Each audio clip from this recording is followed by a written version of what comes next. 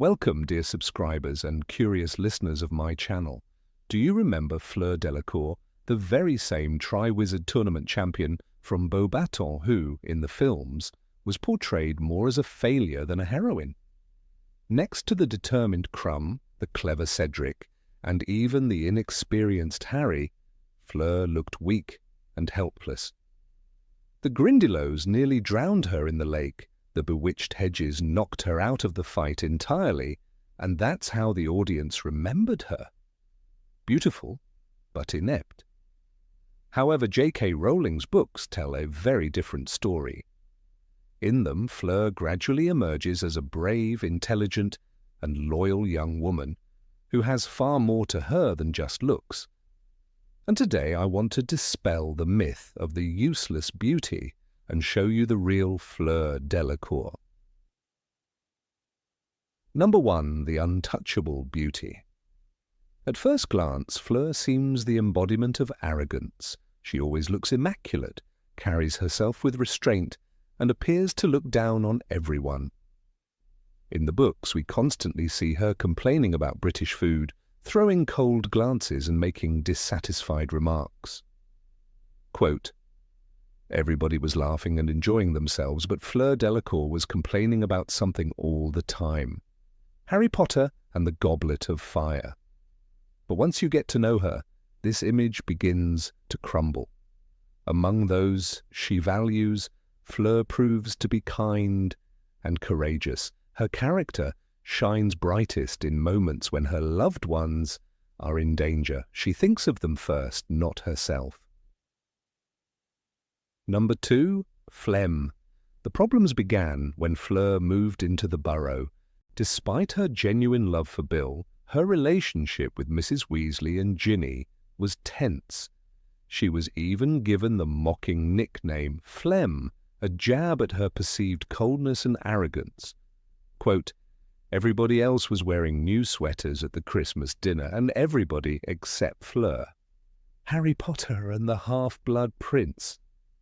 Fleur, however, had no intention of pretending. She didn't flatter or try to win anyone over. She stayed true to herself. And it was precisely this straightforwardness that in time made the difference. Number 3. True love. Mrs. Weasley's doubts vanished in an instant when the werewolf Fenrir Greyback left Bill horribly scarred. Everyone thought the French beauty would flee, unable to bear the sight of his wounds. But Fleur proved otherwise. She fiercely declared her love for Bill, saying no injury could ever change her feelings. Quote, "It would take more than a werewolf to stop Bill loving me. Harry Potter and the Half-Blood Prince." This was the turning point. Even Mrs. Weasley realized that Fleur wasn't a frivolous beauty, but a devoted woman ready to stand by her husband to the end. Number 4. Caring wife. After the wedding, Fleur fully lived up to her reputation. She cared for the wounded and the weak, helped Hermione, Ollivander, and even the difficult Goblin Griphook. Her home became a safe haven for those fleeing the Death Eaters. Even in the chaos of war, Fleur never lost her composure and did everything she could to keep her family safe. Number 5. Smarter than she seems. The biggest misconception about Fleur is the belief that she is shallow or foolish. But the Goblet of Fire wouldn't have chosen her to represent Beauxbatons if she hadn't been worthy. Quote, "Fleur's not stupid, you know. It was a great honor being chosen as champion," said Harry. "Harry Potter and the Half-Blood Prince." Fleur proved her intelligence with logic and foresight. She was the first to suspect a leak before the 7 Potters mission and suggested disguising Harry at the wedding. Number 6. More than human. Fleur's uniqueness doesn't end with her character. Veela blood runs in her veins, magical beings known for their beauty and their power to bewitch men. Quote, "She's part Veela," said Harry. "Her grandmother was one." Harry Potter and the Goblet of Fire.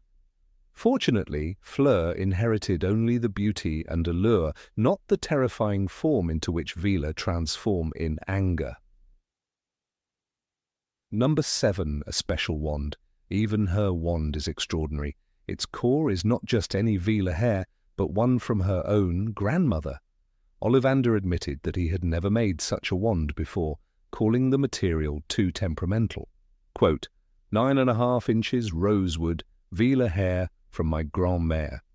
Harry Potter and the Goblet of Fire. This is yet another sign that Fleur is an exception to the rule. Number 8, real courage. Fleur was never the type to duel for glory, yet courage was written into her choices. She stepped into the Triwizard Tournament knowing the dangers, dragons, dark waters, and curses that could kill. She failed at times, but her bravery was real. Few would face a dragon for honor or dive into the icy depths of the Black Lake for love. Fleur did both. Her fear did not erase her resolve. The second task revealed the truth of her heart. Grindylows dragged her down, but she still fought to reach Gabrielle. When Harry returned with her sister, Fleur broke down. Rowling writes, My sister was never in any danger, sobbed Fleur. You saved her. Harry Potter and the Goblet of Fire. In that cry was the essence of her courage, not the hunger to win, but the instinct to protect. 4. Fleur, true bravery was love in action. Number 9, a pillar in hard times. At Shell Cottage, Fleur became more than Bill's wife. She became the heart of a sanctuary. Harry, Ron, Hermione, Ollivander, Luna, Dean, and even the difficult goblin Griphook all passed through those walls. It was Fleur who fed them, healed them, and tried to give them peace after Malfoy Manor's horrors. Rowling notes how she was fussing over the injured, bringing them broth, soothing them with her gentle voice. Harry Potter and the Deathly Hallows. In a time when fear ruled, Fleur created warmth. Her magic was not only in spells, but in care. That role was no less heroic than dueling Death Eaters. Fleur did not need to be at the center of the battlefield to prove her strength. She held together a house filled with broken people, keeping them safe until they could move again. For Ollivander, nearly destroyed by torture, and for Griphook, bitter and untrusting, she offered the same patience. This quiet resilience showed another kind of bravery, the courage to carry others' burdens when the world was collapsing. In those days, Shell Cottage was hope, and Fleur was the one who made it so. Number 10, tested by war. When the final battle came, Fleur was no longer just the elegant bride from Shell Cottage. She was a fighter. She and Bill stood together at Hogwarts, ready to defend the school against Voldemort's forces. Rowling does not linger on her every move, but her presence itself speaks volumes. She was pregnant, carrying their first child, yet she refused to flee. Many would have hidden, protecting only themselves. Fleur chose to risk her life and the life of her child to stand with her family. Her courage mirrors that of Molly Weasley, who shouted, "Not my daughter, you bitch," before dueling Bellatrix, Harry Potter, and the Deathly Hallows. Both women proved that battles were not fought only by young heroes. Fleur's decision to remain in the castle, despite every reason to stay away, was its own act of defiance. She was not loud about it, but she was there. Among the fighters, she showed that love and loyalty could be as powerful as wands. It is easy to overlook her contribution, overshadowed by Harry, Hermione, and Ron. Yet Fleur's choice mattered. She demonstrated that bravery takes many forms, not only charging into duels, but standing your ground when the world says to hide. She was a wife, a mother-to-be, and still a soldier of the resistance. That quiet courage is the legacy she left at Hogwarts, proof that even the underestimated could face war without fear. Number 11, a different side of the Weasley family.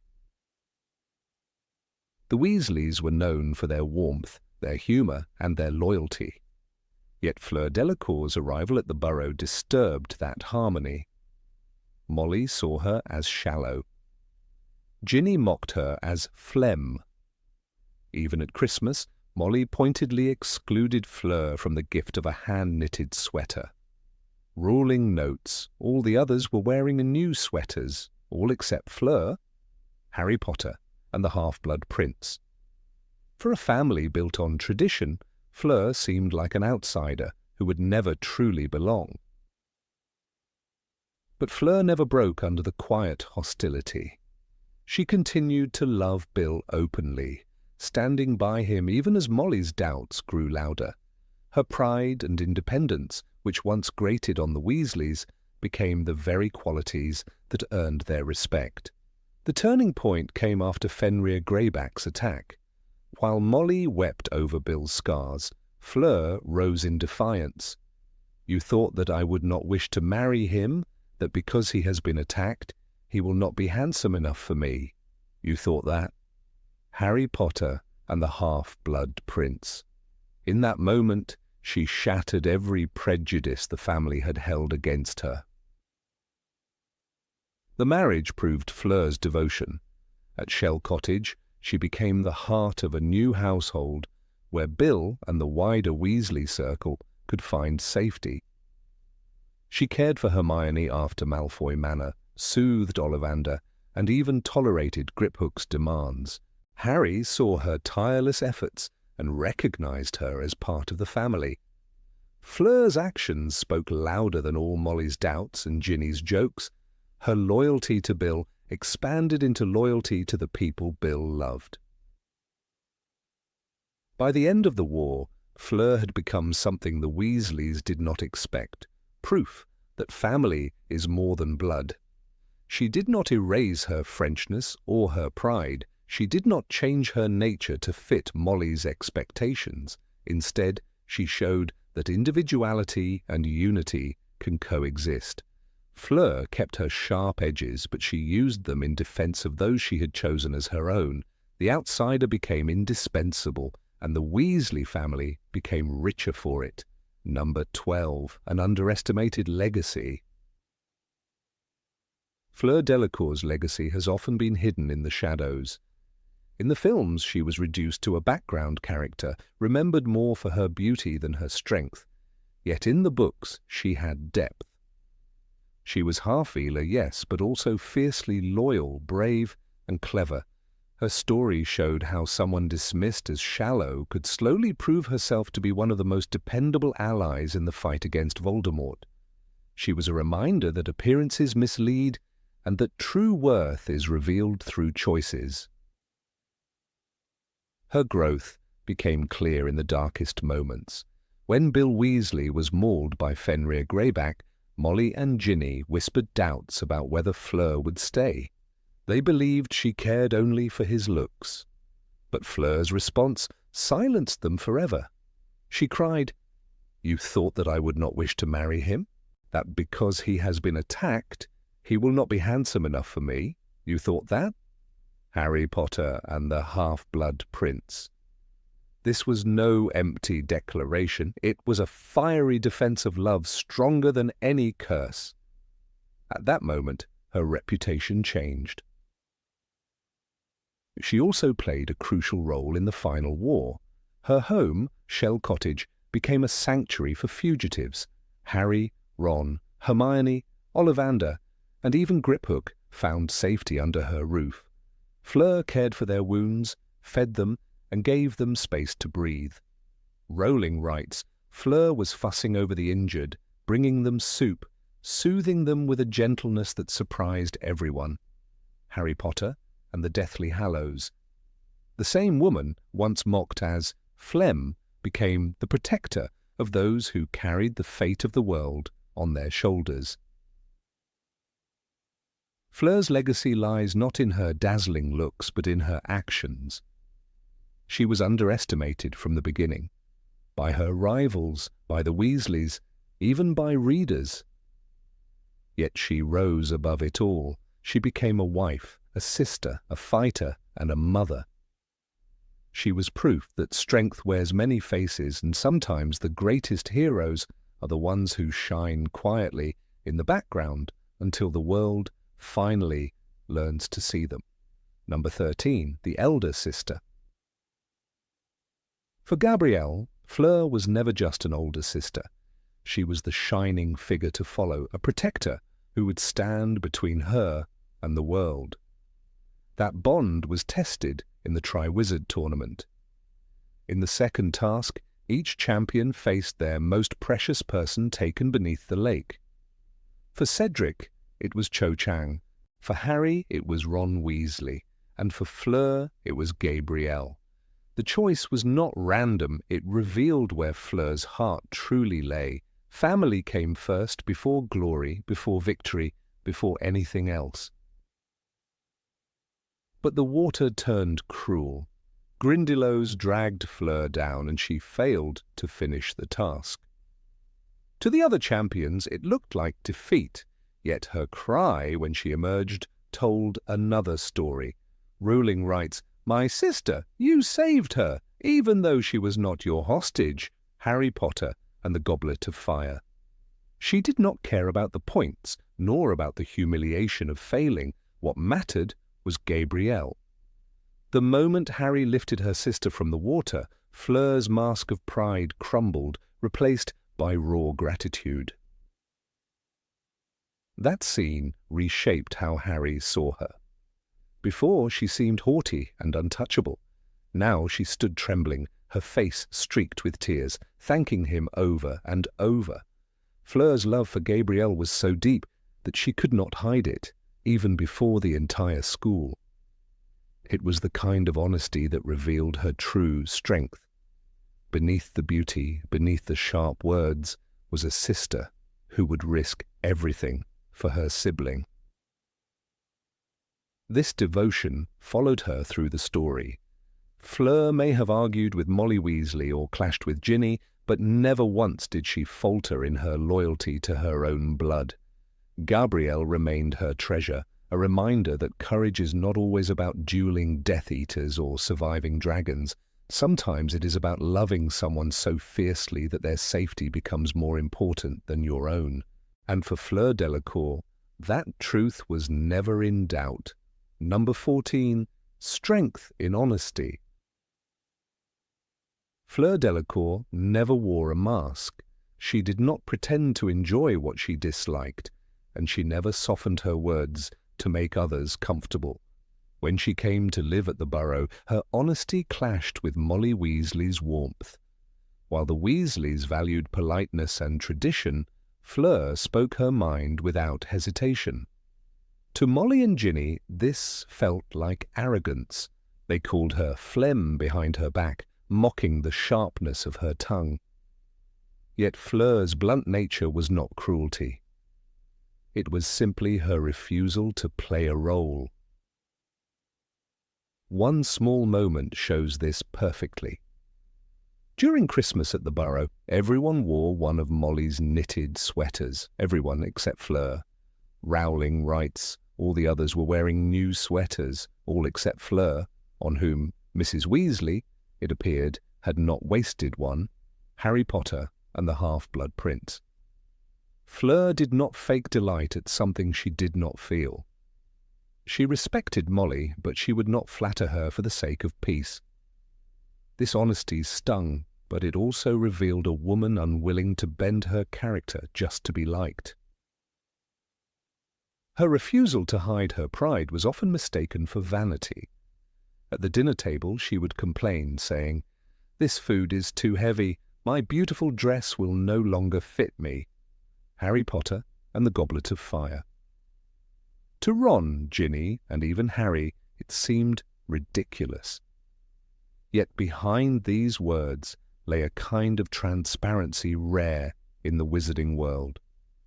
Unlike many who smiled politely while whispering insults later, Fleur said exactly what she thought in the moment. It was uncomfortable, yes, but it was also real. In the end, the Weasleys saw the truth. When Bill was mauled by Fenrir Greyback, Fleur's love burned brighter than all their doubts.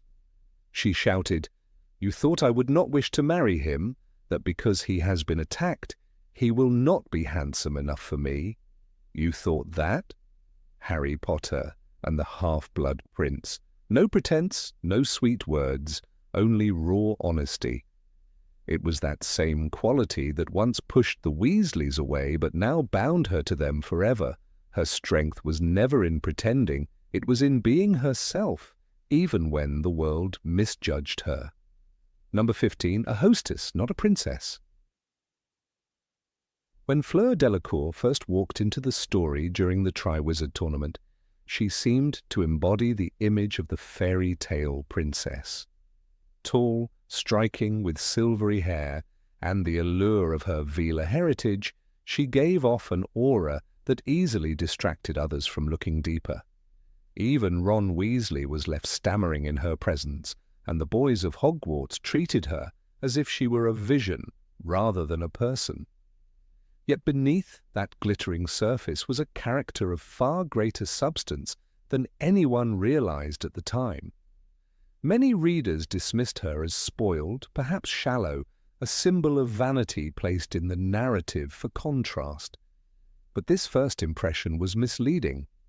Fleur was never a fragile doll. She would later prove that her strength was quiet, practical, and anchored in the world of responsibility rather than glamour.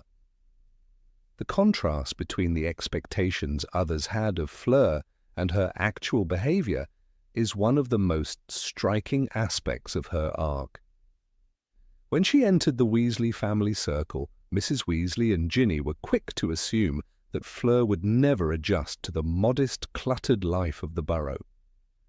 Molly Weasley believed Fleur's elegant manners and critical remarks meant she would never be a good partner for Bill. Ginny mockingly nicknamed her Phlegm, reducing her to nothing more than an annoyance. Even Hermione, often a fair judge of character, seemed skeptical of Fleur's depth. These reactions show how easily people believed the stereotype of the pampered Frenchwoman who was too accustomed to luxury to manage the rough edges of ordinary life. Yet Rowling, with careful pacing, allowed Fleur to surprise them all when war pressed down on their world. Her truest transformation in the eyes of others came during the events of Harry Potter and the Deathly Hallows, when Shell Cottage became a refuge. At this moment, Fleur's character was not surrounded by the bright lights of the tournament, nor the formality of her Beauxbatons upbringing.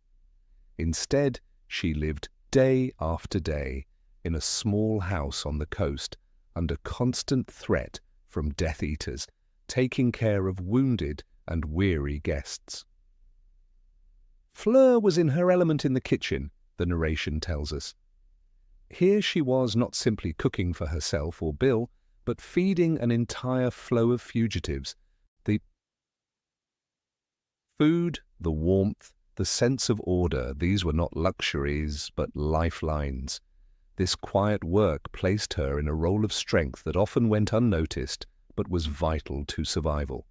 She became the hostess in the truest sense, one who turns a space of stone and wood into a place of safety in the middle of chaos. One of the most powerful examples of Fleur's dedication is her care for the wounded. When Griphook and Ollivander were smuggled to Shell Cottage, after Harry and his friends rescued them from Malfoy Manor, Fleur did not hesitate to step into the role of caretaker.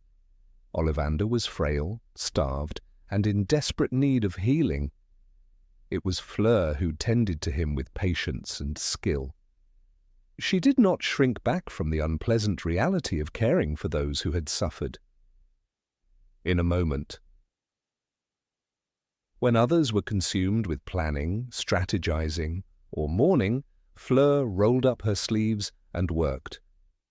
She demonstrated that her strength lay not in spells that dazzled audiences, but in her ability to restore dignity to those who had been broken by war. It is significant that Fleur carried out these duties without bitterness. She could have easily complained about her circumstances. After all, she had left her homeland, given up the glamour of her youth, and was now living in a cottage that was both a hideout and a hospital. Yet she never expressed regret about her choices. Instead, her loyalty to Bill and her determination to support those fighting against Voldemort defined her every action. She looked after everyone as if it were natural, the narrative reminds us, and this is where her role shifted from being the beautiful outsider to the matron who commanded respect. By comparison, characters who seemed more obvious warriors sometimes faltered under the weight of war, but Fleur endured with quiet steadiness. Another example that reveals her strength is her handling of the tensions within the Weasley family. Bill had been mauled by Fenrir Greyback before their wedding, and Fleur's immediate reaction shocked those who had assumed she was superficial. Molly Weasley suggested Bill would no longer be handsome, hinting Fleur might abandon him. Instead, Fleur declared with fire that his scars only proved his bravery and that she would be proud to marry him still. In that moment, she cut through every doubt and accusation that had been levelled against her. Her words, "I am beautiful enough for both of us," showed not arrogance, but devotion. She proved her love was rooted not in appearance or ease, but in fidelity. This declaration marked the beginning of others taking her seriously as more than just a pretty face. Number 16. Courage in the face of loss. Fleur Delacour's name is often remembered with a touch of glamour, for she first appeared in the story as the proud and radiant Beauxbatons champion in the Triwizard Tournament. Many readers saw her as the girl whose Veela blood drew stares, a character of beauty and arrogance rather than depth. Yet when one steps away from the superficial impressions, there is a hidden portrait that emerges, a witch who quietly displayed courage and empathy in moments when others were broken by grief. The truest measure of her character is revealed not in the grand halls of Hogwarts or the magical trials of the tournament, but in the warmth and dignity she offered during one of the darkest nights of the war. In Shell Cottage, Fleur Delacour became the silent guardian of loss, standing with Harry Potter and his friends as they buried Dobby the house elf. That night had been drenched in chaos. Harry, Ron, Hermione and their companions had just fled Malfoy Manor, bruised, beaten and reeling from the cruelty of Voldemort's followers. Their escape had been bought at the price of Dobby's life, struck down by Bellatrix Lestrange's knife. Shell Cottage, the home of Bill Weasley and Fleur, became the refuge where the survivors staggered into safety. It was Fleur who received them with open arms, not caring about the mud, the blood, or the terror that followed them through the door. For her, the sanctity of her home was not disturbed by their arrival. Instead, it became a sanctuary for grief. She offered them shelter, food, and the gentleness of someone who understood that survival alone was not enough. This moment was not one of grandeur or spectacle, yet it revealed Fleur's heart in a way no tournament could. J.K. Rowling writes of the burial of Dobby in Harry Potter and the Deathly Hallows. Harry buried Dobby without magic, digging the grave by hand. He wanted to do it properly in silence with real effort. The scene is etched in the memory of every reader, for it is one of the rare pauses in the war where death is honoured with sincerity. Fleur did not interrupt, did not diminish the moment, but surrounded it with respect. She provided what was needed: stillness, a safe ground, and the dignity of allowing Harry's grief to breathe. It would have been easy for someone like Fleur, who came from privilege and who had once been seen as aloof, to treat a house elf's death as something beneath mourning, yet she did not. Instead, she recognized that this creature, whose life had been bound in servitude, deserved a farewell fit for the bravest of souls. There is a subtle heroism in this. In a world where house elves were often dismissed as property, Fleur's quiet acknowledgement of Dobby's worth placed her apart from the many witches and wizards who might have looked the other way. She could have regarded the loss as their problem and confined herself to her private concerns. But Fleur had grown beyond the vanity that first accompanied her into the story. By the time of the war, she had joined her life to Bill Weasley's, choosing love over appearances, loyalty over reputation. When Molly Weasley had once doubted her, accusing her of being shallow, Fleur had retorted with fire, declaring, "I am good-looking enough for both of us, I think."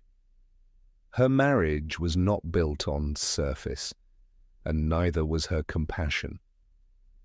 She allowed grief into her home because she recognized that to be human was to stand together when the shadows closed in.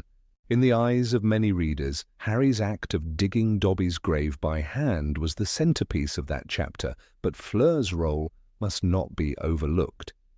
She created the environment that made the ritual possible. Without her hospitality, there would have been no ground in which to lay the elf to rest, no safety in which Harry could let his grief flow. It was not a dramatic act of bravery, not a duel with Death Eaters, but it was courage nonetheless. To invite the broken into one's own home during a time of war, to open the doors wide when danger could have followed at any moment, was an act of defiance against fear. Fleur did not hide, nor did she push others away. She embraced them, proving that courage is not only found in the battlefield, but also in the hearth, where compassion is offered. This is why Fleur remains underestimated. Her beauty, which often drew envy or suspicion, blinded many to the fire of her character. Even within the books, she was often treated as the outsider, the French girl who spoke in accented English, the woman who seemed distant in her elegance. But the truth was always deeper. In Shell Cottage, Fleur's strength manifested not as spells hurled in combat, but as the rare ability to respect another's grief. She understood that mourning was sacred. When Harry bent over the grave, tears streaming unchecked down his face, it was Fleur's presence that ensured the moment was protected from intrusion. She had become part of the small, unbreakable circle that gave dignity to a fallen friend. It is worth remembering that Fleur herself was not untouched by loss. She had left her family behind in France, joined the Weasleys in the heart of a war, and tied her fate to a man marked by the scars of a werewolf's attack. Bill's disfigurement after the attack by Fenrir Greyback had tested her in front of the entire Weasley family. When others assumed her love would fade, she stood proudly by him, declaring that scars would not change her devotion. This was Fleur's true character, not the shallow girl concerned with appearances, but the woman who chose loyalty even when it meant bearing the weight of whispered judgments. That same strength allowed her to stand with Harry's grief even when the world outside Shell Cottage burned with danger. Number 17, a symbol of change. Fleur Delacour is often remembered as the strikingly beautiful French witch who represented Beauxbatons in the Triwizard Tournament, yet her story is far more layered than the shallow impression many characters in the books initially hold of her. When she first appears in Harry Potter and the Goblet of Fire, J.K. Rowling describes her through the eyes of others, emphasizing her Veela heritage and the almost magical charm she exudes. A lot of boys were staring at her. She was tall and had long, silvery blonde hair that fell in waves down her back. This description immediately sets her apart, but also confines her to an image of superficial beauty. From the beginning, Fleur is placed in a narrative where people doubt her seriousness, her strength. and even her intentions, a prejudice that lingers throughout her arc.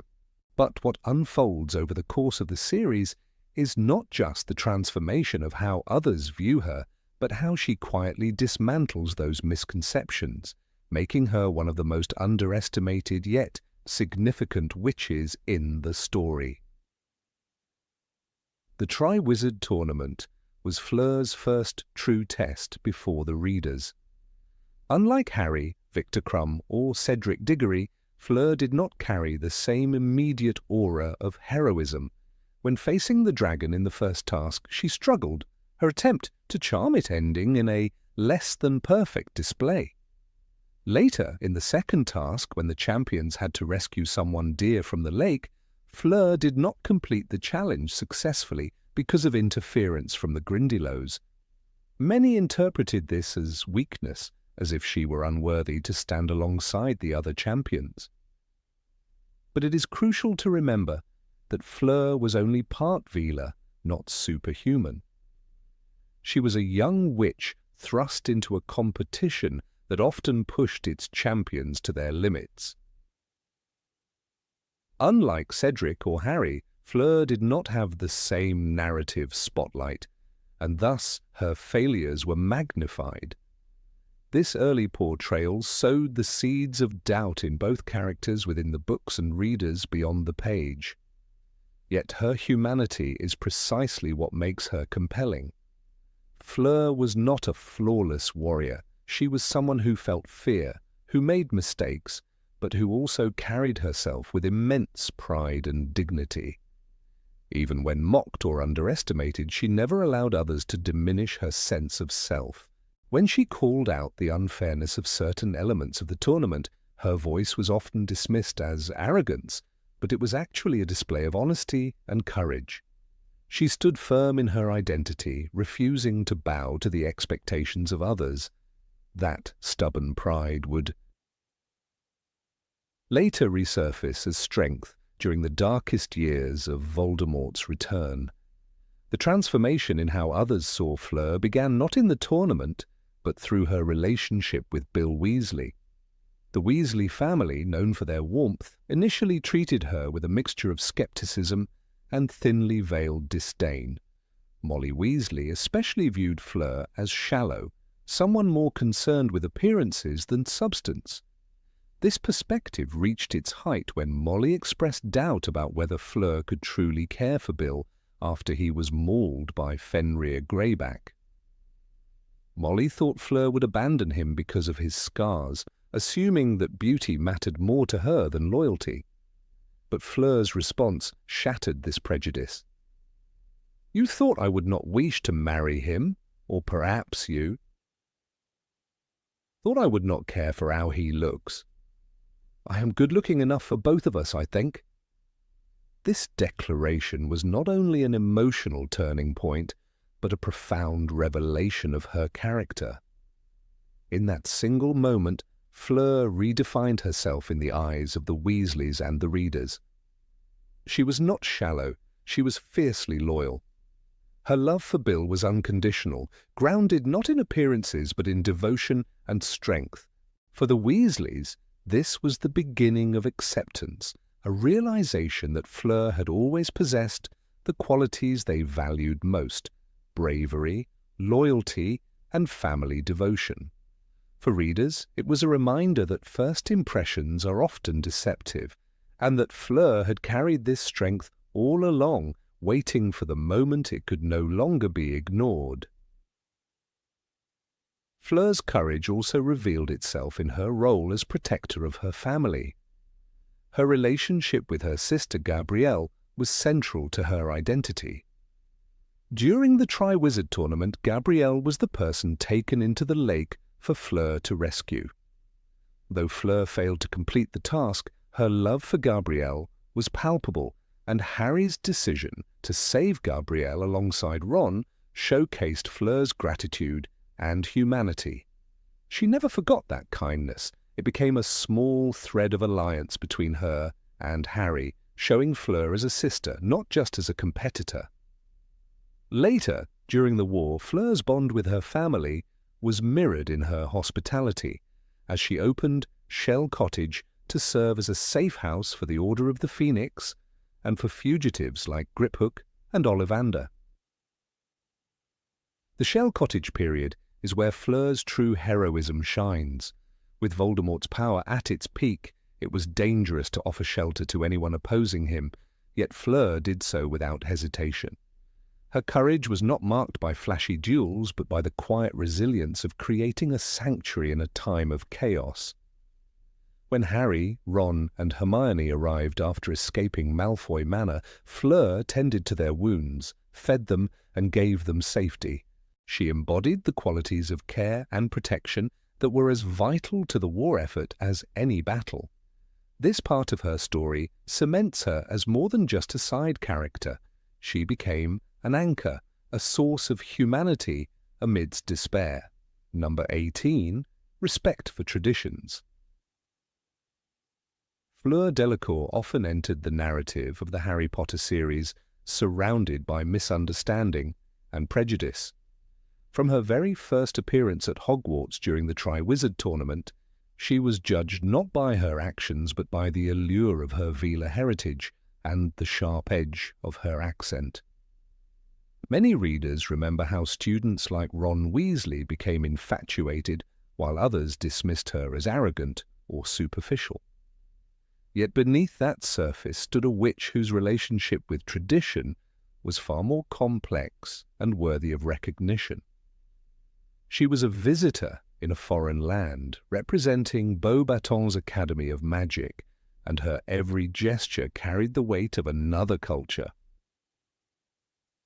Though she openly remarked on the strangeness of British customs and even teased the taste of pumpkin pasties, she simultaneously demonstrated respect for traditions that were not her own, adapting to them rather than tearing them down.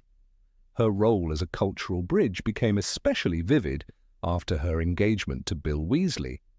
In many families, a marriage that unites two different backgrounds often creates tension, but Fleur approached the challenge not with stubborn pride, but with subtle compromise. One remembers the preparations for Bill and Fleur's wedding at the Burrow, described in Harry Potter and the Deathly Hallows. The Weasleys were nervous about the ceremony, half afraid that Fleur would try to impose a foreign extravagance. Instead, she surprised them by blending her French elegance with the warm but modest customs of the English wizarding world. She did not demand marble halls or grand chandeliers. Instead, she accepted the tent in the garden, decorated with tasteful touches of her homeland, combining delicate French style with the simple beauty of the countryside. The scene was described with golden chairs with backs shaped like two entwined phoenixes and roses that hung in mid-air. These were not alien intrusions but enhancements crafted to enrich the Weasley tradition rather than overwhelm it. It is important to recall that Fleur never abandoned her identity in this process. Her respect for British traditions was never submission or loss of self. Instead, she introduced her own cultural voice into the ceremony, reminding everyone that marriage is not a surrender, but a union. Molly Weasley had been skeptical of Fleur, even dismissive of her abilities and taste. Yet Fleur stood firm, never abandoning her accent, never hiding her French pride. At the same time, she did not mock Molly's choices or sneer at the Weasley household. She wore her identity with dignity, but adapted enough to let two worlds meet halfway. That balance is not arrogance, but wisdom, the wisdom of someone who knows that harmony comes not from erasure, but from exchange. One of the most powerful moments that reveals Fleur's relationship with tradition comes not from the wedding itself, but from how she carried herself in the Weasley household. In Half-Blood Prince, she lived at the Burrow during her engagement, and Molly often criticized her for being too vain or dismissive. Ginny even gave her the nickname Phlegm. Yet Fleur did not lash out in fury. She did not insult the Weasley way of life. Instead, she endured the ridicule, a test of patience for any outsider marrying into a large, close-knit family. When Bill was savaged by Fenrir Greyback, Fleur's declaration silenced every critic. "You thought I would not wish to marry him? Or perhaps you thought I would not care? You thought I would be ashamed of him? But I am not ashamed. I am proud of him." In this defiant moment, Fleur proved her devotion not only to Bill, but to the value of loyalty, a core Weasley tradition. By choosing to remain with Bill despite his scars, Fleur showed her respect for the very essence of family honor that the Weasleys themselves cherished. Her words cut deeper than any defense she might have offered earlier, because they echoed the ancient wizarding tradition that love and fidelity stand above appearance. Fleur did not abandon her French charm or her sharp wit, but she embraced the Weasley spirit by honoring what truly mattered. It was a moment where her personal values aligned with those of her new family, demonstrating how traditions from different worlds can meet in unshakable principles. At the wedding itself, Fleur's choices once again reflected her understanding of balance. Her gown shimmered with the sleek elegance of French design, embroidered with tiny silver stars that caught the light, but the ceremony itself was infused with English simplicity. The music was magical yet unpretentious. Guests from both sides mingled, from Madame Delacour with her aristocratic posture to the warm and humble Weasley clan. Fleur's success lay in her ability to merge two worlds without erasing either. She respected the traditions of the host country but elevated them with her own heritage. The borough's rustic garden became a stage for unity, proof that cultural diversity enriches rather than divides. This respect for tradition is even clearer when Fleur is contrasted with other characters. Victor Crumb, another foreign champion, respected Hogwarts but kept largely distant, often appearing awkward or silent in the face of British customs. Fleur, on the other hand, allowed herself to participate fully. She criticized, yes, but her criticism never became contempt. When she rolled her eyes at British food, it was a comment of taste, not a rejection of culture. When she decorated the wedding tent, she did not impose a French ceremony but created a fusion.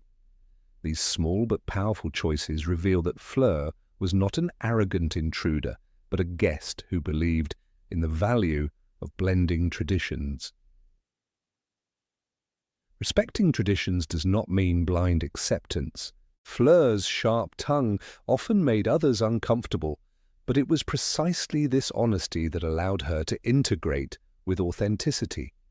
Had she pretended to love everything British, she would have become a hollow figure, a woman without a voice. Instead, she showed that true respect lies in preserving dialogue. A tradition is not honored by silence, but by engagement. Fleur's willingness to question and critique was not rejection, but participation.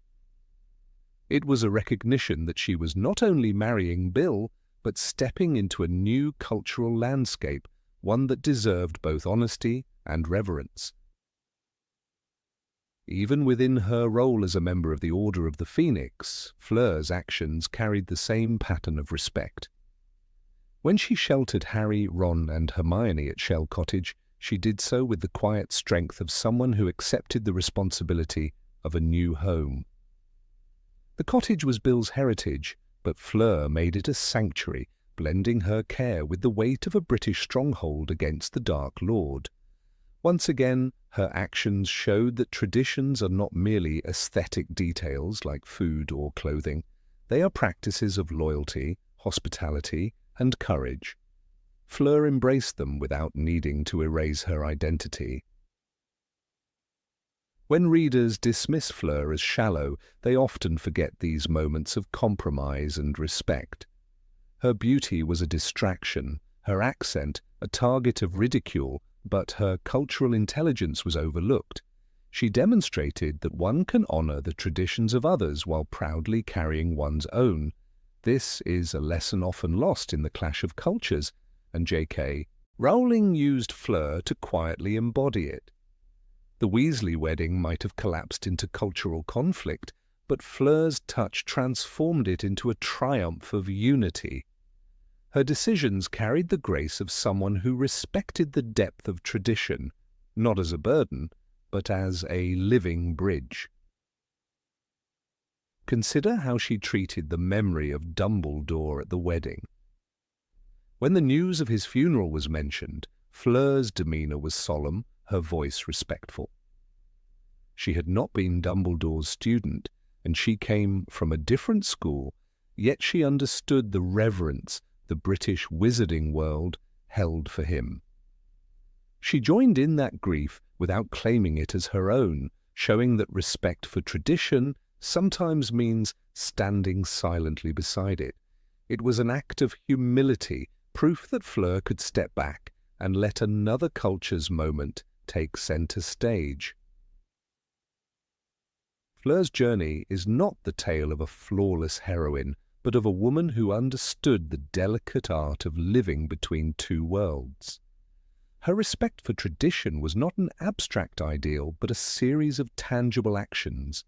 Staying at Bill's side, fusing cultural details at her wedding, sheltering fugitives in a British stronghold, mourning alongside those whose grief was not hers to claim. She was not passive in these acts, but active, transforming tradition into a living dialogue between her French identity and her adopted English family. What makes Fleur particularly fascinating is that she achieved all this without demanding recognition. She did not lecture about cultural harmony or boast about her compromises. She lived them quietly, even under the mockery of phlegm. She let her actions speak louder than words. That silence is often the mark of true respect. By refusing to diminish her own culture, she gave strength to the culture she entered, proving that identity and tradition can coexist in balance. Fleur's story is not about arrogance, but about grace, the kind of grace that we only notice once we look beyond the surface. In the end, Fleur Delacour deserves to be remembered not only as the beautiful champion of Beauxbatons, but as the witch who showed respect where others saw only difference. Her embrace of tradition, her ability to compromise without surrender, and her subtle enrichment of the Weasley family's world reveal her as one of the most underrated characters of the series. She was the embodiment of cultural respect, a reminder that true strength lies not in domination, but in harmony. Through her, we see that the wizarding world, much like our own, thrives when traditions meet not in conflict, but in unity. Number 19, a diplomat at heart. Fleur Delacour often enters the Harry Potter story draped in veils of beauty and the stereotype of vanity. Yet hidden beneath this surface lies a far more complex and underestimated character. When she first appeared during the Triwizard Tournament in Harry Potter and the Goblet of Fire, readers were led to notice her silvery hair, her half-Veela heritage, and the effect her presence had on boys at Hogwarts. But once the glamour faded, what remained was a young witch with an instinctive sense for harmony, an unusual strength of character, and a rare form of diplomacy that revealed itself most vividly in moments of crisis. She was not a warrior like Tonks, nor a strategist like Hermione, yet Fleur managed to achieve what few others could. She held fractured groups together when they threatened to crumble under tension and fear. The clearest example of Fleur's diplomatic strength appeared inside Shell Cottage during the darkest hours of the war. This safe house, belonging to Bill Weasley, became a temporary refuge for those who had escaped Voldemort's clutches. Harry, Ron, and Hermione arrived there after their desperate escape from Malfoy Manor, bringing with them the tortured Wandmaker, Garrick, Ollivander, the Goblin Griphook, and later the traumatized Luna Lovegood and Dean Thomas. The cottage was not large, and yet It had to shelter not only these fugitives, but also the heavy weight of suspicion, grief, and mistrust. It was in this storm of emotions that Fleur's hidden talent surfaced. J.K. Rowling describes how, despite her fiery temperament, she moved quietly through the house, offering food, warmth, and comfort. Though Ollivander was weak and broken, Fleur showed him patience and dignity, tending to him with her cool, capable hands. The narrative does not highlight this as grand heroism, yet it is precisely this subtle ability to soften the jagged edges of conflict that made her invaluable. Consider the tension between Harry and Griphook, the goblin who reluctantly agreed to help them break into Gringotts. Griphook was suspicious of wizards, scarred by centuries of mistrust between goblins and magical folk. Harry was desperate, anxious, and at times dismissive. Ron, never one to hide his irritation, often showed outright hostility toward the goblin's demands. In such a charged environment, the entire mission could have collapsed before it began. Fleur did not give speeches, but her actions spoke loudly. She created an environment where each voice, however reluctant or bitter, was at least given space. When Griphook refused food or scowled at wizarding customs, Fleur did not scold him. Instead, she quietly ensured he had what he needed without turning his refusal into conflict. Such gestures, small as they appear, represent diplomacy in its purest form, the ability to prevent small sparks from becoming fires. Her role with Ollivander was even more striking. The Wandmaker, weakened and humiliated by his imprisonment, was often caught between gratitude and despair. Harry pressed him for answers about wands, sometimes impatiently, not fully appreciating the trauma Ollivander had endured. Fleur's presence softened these interactions. Rowling notes that Fleur tended to him gently, treating him as more than a tool of information. This may seem like mere kindness, yet in reality it was a strategic act. By restoring Ollivander's dignity, Fleur ensured that when the time came, he gave Harry the knowledge he needed about wand lore and the Elder Wand. Without Fleur's careful handling, Ollivander might have retreated further into silence, his knowledge locked away by pain and humiliation. The irony of Fleur's position is that many characters, and even many readers, dismissed her as shallow or vain. Molly Weasley famously doubted her suitability for Bill, calling her a bit full of herself. Ginny rolled her eyes at Fleur's dramatics, and even Hermione was not free from prejudice against her. Yet when true tests arose, Fleur displayed the opposite qualities of what people accused her of. Where others expected vanity, she delivered resilience. Where others mocked her fiery temper, she offered calming influence. She embodied the paradox of being underestimated, while quietly providing exactly what was most needed. Her fiery side did not vanish. It simply became the energy that fueled her patience, her insistence on care, and her determination to maintain order inside a house that could have fractured under pressure. One cannot forget her loyalty during Bill's disfigurement at the end of Goblet of Fire. When Fenrir Greyback scarred Bill's face, Molly assumed Fleur would break off the engagement.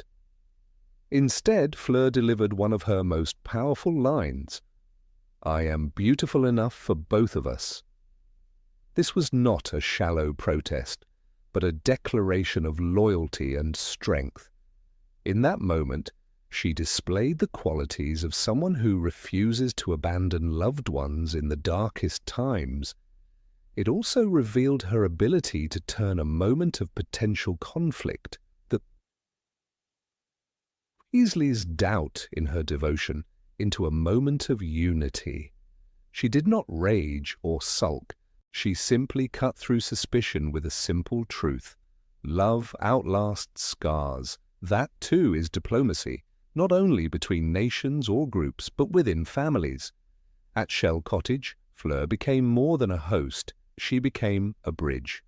The house contained Ollivander, who represented the old magical order, Griphook, who embodied centuries of mistrust, Harry, Ron, and Hermione, who carried the hopes of the entire wizarding world, and Bill, who bore his own wounds.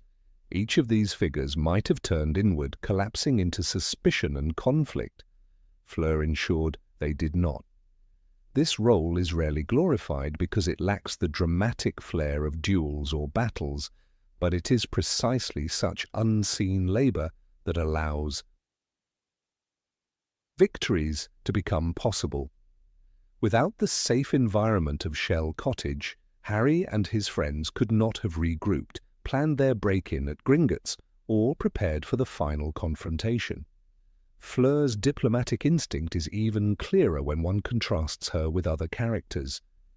Hermione, brilliant and resourceful, often pushed conversations toward rational solutions, but her intensity sometimes overwhelmed others, especially when trust was lacking. Molly Weasley's maternal warmth could turn into smothering suspicion, as seen in her early treatment of Fleur herself. Even Harry, the chosen one, often lacked patience, driven by urgency rather than empathy. Fleur, by contrast, occupied a rare space. She was not the strategist, not the warrior, not the mother figure. She was the quiet stabilizer, ensuring that people with wildly different pasts, traumas, and allegiances could breathe under one roof without tearing each other apart. Rowling's text subtly acknowledges this by allowing Fleur to fade into the background of scenes, only to emerge in moments of tenderness or order. This narrative technique mirrors real diplomacy. Its successes are rarely loud or celebrated, but without them, chaos reigns. When Ollivander whispered about wands, it was because he felt safe enough to speak. When Griphook grudgingly agreed to help, it was partly because the environment did not push him to outright defiance. Behind these outcomes lay Fleur's presence, her unspoken insistence that Shell Cottage remain a sanctuary, not another battlefield. The juxtaposition between Fleur's stereotype and her reality is essential to understanding her significance. The wizarding world, much like ours, is quick to judge women based on appearance. Fleur's Vila heritage made her the subject of admiration, jealousy, and mockery. Yet while others reduced her to beauty, she used her overlooked position to act effectively in ways no one expected. She did not need the spotlight to be impactful. This quality makes her one of the most underestimated witches in the saga. While Harry, Hermione, and Ron received recognition for their visible heroics, Fleur's contribution was woven into the fabric of survival, unseen yet indispensable. Even her fiery nature, often mocked, contributed to her diplomatic gift. True diplomacy does not require passivity. It requires strength to intervene at the right moments. Fleur was not afraid to confront Molly when her love for Bill was questioned, nor to assert herself when treated with condescension. These flashes of temper proved that her patience was not weakness, but choice. She could erupt like fire, but more often she chose restraint. It is precisely this balance that made her effective. Those who underestimate her assumed she was vain, yet those who lived under her care at Shell Cottage knew her steel was hidden beneath gentleness. One might ask, why was Fleur's role so invisible? Part of the answer lies in narrative focus. Rowling wrote the story through Harry's perspective, and Harry, like many young men, was not always attuned to the subtleties of emotional labor and diplomacy. He saw duels, betrayals, and victories, but not always the quiet glue that held his fragile alliances together. Fleur's story reminds readers that heroes come in many forms. Not all wield wands in combat. Some wield patience, empathy, and the ability to keep fractured groups whole until the decisive moment arrives. Another overlooked dimension of Fleur's diplomacy is cultural. As a French witch at Hogwarts, she already embodied the tension between national identities. Many British characters treated her with suspicion, mocking her accent or dramatics. Yet when the war demanded cooperation across divides, Fleur proved capable of bridging not just personalities, but cultures. Hosting refugees of different species and backgrounds under her roof, she became the literal embodiment of cross-cultural tolerance. This was not just personal kindness, but a model of international solidarity in a war that threatened the entire magical world. It is telling that after the war, Fleur's position in the Weasley family was cemented not through beauty, but through respect. She had proven her loyalty, her resilience, and her hidden strength. Molly, once her harshest critic, came to accept her fully, a testament to how Fleur's actions spoke louder than assumptions. By the end of the saga, Fleur had moved from being underestimated as a shallow foreign beauty to being recognized, at least by those closest to her, as someone who held lives together when the world was breaking. The legacy of Fleur Delacour lies not in a single dramatic act, but in the countless quiet choices she made to preserve dignity, reduce conflict, and provide sanctuary. In the grand tapestry of the Harry Potter series, she reminds us that wars are not won solely on battlefields. They are won also in kitchens where food is served without judgment, in bedrooms where broken prisoners are allowed to rest, and in cottages where mistrustful allies are given the chance to remain under one roof without tearing each other apart. Fleur may never be remembered as a warrior, but she deserves to be remembered as something rarer, a true diplomat of the heart. Number 20, a woman fighter. Fleur Delacour often slips through the cracks of memory when readers recount the heroines of the Harry Potter saga. The dazzling girl from Beauxbatons was remembered more for her beauty than for her bravery, and yet bravery was the defining quality that shaped her place in the story.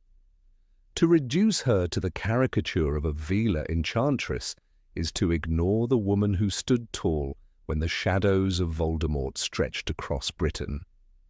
The books themselves leave subtle traces of her courage, and if one follows them carefully, a portrait emerges of Fleur as a fighter who deserved far more recognition than she ever received. When Fleur first appeared in Harry Potter and the Goblet of Fire, her arrival was cloaked in spectacle. The Beauxbatons girls descended into the Great Hall, and Harry noticed that Fleur seemed to emit a glow that turned every head. This aura, inherited from her Vila grandmother, shaped the way others perceived her. Ron Weasley fell into clumsy infatuation, Hermione Granger bristled with suspicion, and many dismissed Fleur as superficial. Yet this surface impression concealed the truth. Beneath the charm was a determined competitor who dared to enter the Triwizard Tournament at a young age. She was no passive girl dancing on looks. She was a witch willing to risk her life in a series of lethal trials. The second task of the tournament revealed much about her. Fleur entered the icy waters of the Black Lake, determined to rescue her sister Gabrielle. Though she was thwarted by Grindylows, her intent told the story. J.K. Rowling writes, Fleur had failed to reach her sister, who was still tied to the bottom. What most missed was the fierceness of the attempt. Gabrielle was only a hostage for the task, but for Fleur she was real flesh and blood, and Fleur swam into danger for her without hesitation. Few noticed the echo of this choice years later when she once again risked herself during the war to protect family. Her fighting spirit was already visible, though hidden behind the veil of her beauty. When Bill Weasley fell victim to Fenrir Greyback's attack, Fleur's response shattered the shallow assumptions of others. Molly Weasley had doubted her, believing Fleur too vain and frivolous to care for her injured son. Yet Fleur declared, I am beautiful enough for both of us, I think." In that sharp retort lay more than wounded pride. It was her declaration that scars and suffering did not frighten her, that love was more than skin deep, and that she would stand beside Bill in the face of the darkness consuming their world. Many young witches and wizards wilted at the sight of greyback savagery, but Fleur hardened her resolve and proved that she was not merely an ornament in the story, but a partner ready to endure war. That readiness became vividly clear in the summer of 1997 when the Order of the Phoenix launched the operation known as the Seven Potters. The mission was nothing short of suicidal. 6 volunteers transformed themselves into Harry's double, acting as decoys to lure the Death Eaters while the real boy slipped away. Fleur was one of those volunteers. She could have hidden at Shell Cottage with Bill, citing her foreign background or her lack of aura training as reasons to abstain, but instead she stepped forward. Ruling describes 6 of them were lined up side by side, each a mirror image of Harry Potter. Fleur stood among them, her Vela glamour erased by Polyjuice Potion, willingly taking on a face marked for death. That night, above the skies of Little Whinging, chaos reigned. Death Eaters descended with curses and fire, Voldemort himself appearing with murderous intent. George Weasley lost an ear, Hagrid barely escaped on the flying motorbike, and the battlefield stretched across the open air. Fleur, paired with Bill, fought through this storm. To understand the gravity, one must remember, every decoy was not only risking their own life, but also increasing Voldemort's chances of victory if they faltered. Fleur did not falter.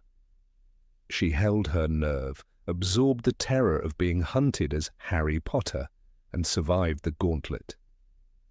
That courage cannot be overstated. Few witches would have chosen to become the most hunted boy in the world, even for a moment. The decision to participate in the Seven Potters should be measured alongside the deeds of celebrated fighters like Nymphadora Tonks or Hermione Granger. Tonks trained as an aura. Hermione had years of practical combat alongside Harry, but Fleur was a young bride from abroad who had no duty to this resistance movement. Her choice was purely voluntary. This makes her heroism sharper because it was not demanded by profession or prophecy, but born of loyalty and conviction. She was not British, not part of the Hogwarts circle, and yet she put her life on the line for a country that was not hers. That act places her in the rare company of those who fight not for obligation, but for principle. Shell Cottage, her home with Bill, later became a sanctuary for the hunted. After the disastrous escape from Malfoy Manor, Harry, Ron, Hermione, and the gravely injured Dobby arrived at Fleur's doorstep. She did not hesitate to open her doors. The girl once scorned as shallow now stood as a healer, tending wounds, providing safety, and risking detection by Voldemort's forces. It was under her roof that plans to break into Gringotts were born, and where Harry prepared himself for the final stages of the war. In many ways, Fleur's home became a quiet fortress of resistance. Without her willingness to harbour fugitives, the trio's mission might have collapsed before it reached its climax. The irony is striking. Readers often remember Fleur for the silver dress she wore at Bill's wedding, or the way Ron gawked at her in the Great Hall. Yet they forget that her hands cleaned blood from Dobby's body, and her flaws sheltered the last hopes of the resistance. Rowling gives us the image. Fleur bent over the elf, her long hair falling forward like a curtain of gold. This is not a vain girl concerned with appearances. This is a witch immersed in grief, lending dignity to a fallen ally, embodying the compassion that sustains warriors when the battlefield strips away all illusions. In a narrative dominated by Harry, Hermione and Ron, secondary characters often became symbols rather than full portraits. Fleur was written as the outsider, the dazzling foreigner who unsettled the Hogwarts boys and irritated Hermione. Yet when Voldemort rose again, Fleur shed the ornamental role and revealed a steel hidden beneath velvet. Her bravery in the Seven Potters mirrors her desperate swim for Gabriel, and her loyalty to Bill mirrors her defiance of Molly's doubts. Step by step, she built a legacy that deserves the same acknowledgement as any Gryffindor's daring. It is worth remembering that Fleur was a champion chosen by the Goblet of Fire. That artifact, imbued with ancient magic, selected not only for skill but for character. The same flame that chose Cedric Diggory and Victor Crumb saw in Fleur qualities that her peers often dismissed. It did not err. The goblet recognized her courage, her will, her readiness to face death for honor's sake. Years later, when she stood as Harry's decoy under Voldemort's gaze, the goblet's judgment was vindicated. She had been a champion from the very beginning, only hidden behind the haze of prejudice. Quotes from the books seal this truth. In Deathly Hallows, Rowling notes Fleur's ferocity at the wedding after the Ministry fell. "We shall fight. Bill and I shall stand beside you." The words come not from a bystander, but from a warrior staking her claim. She does not ask permission to join the fight. She asserts her place. That is Fleur's essence, underestimated by others, but always ready to step forward when danger called. Where others saw vanity, she showed valor. Where others saw foreign guest, she proved to be family to the resistance. The tragedy of perception remains that Fleur was overshadowed by louder acts of heroism. Hermione broke into the Ministry, Tonks fought at the Battle of Hogwarts, Ginny led Dumbledore's army. Fleur's contributions were quieter, woven into the margins of the story. Yet quiet does not mean lesser. In war, the fighters who shield the wounded, who open their doors, who disguise themselves as targets, are as vital as those who swing swords in the spotlight. Fleur belonged to this class of unsung heroes, her courage masked by the glare of her beauty. To call Fleur Delacour the most underrated witch of the saga is not to diminish Hermione or Tonks, but to correct the imbalance of memory. History often forgets those who did not shout their bravery, who acted in silence, who bore the risk without demanding glory. Fleur was one of them. She entered the story as a glittering vision, but she left it as a battle-hardened woman, wife, and defender. Her fight was not waged with grand speeches or duels etched in firelight. Her fight was the kind that endures when all else is falling apart, the kind that stands quietly but firmly against evil. And that makes her, in truth, one of the fiercest warriors Harry Potter ever knew. Number 21, the strength of femininity. Of all the women who appeared in the saga of Harry Potter, few carried a burden of judgment as heavy as Fleur Delacour. She entered the story during the Triwizard Tournament in Harry Potter and the Goblet of Fire, a competition designed to test strength, intelligence, and bravery. To many of her peers, Fleur seemed to embody only beauty. She was a part Veela, and her allure left boys stumbling over words, and girls quick to dismiss her as vain or shallow.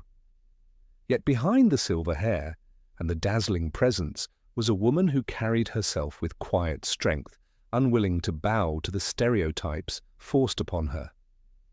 In this lies the essence of her underestimation.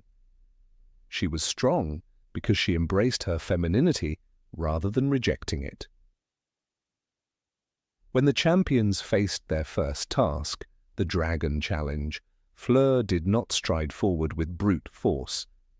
Instead, she relied on intelligence and grace. She used her charm spell to put the dragon to sleep, a tactic that many onlookers dismissed as less impressive than Harry's desperate broom flight or Victor Crumb's daring, blinding curse. Yet strategy is as valid as strength, and Fleur's approach revealed a crucial truth. She refused to imitate the methods of men in order to be taken seriously. She chose a path consistent with her strengths.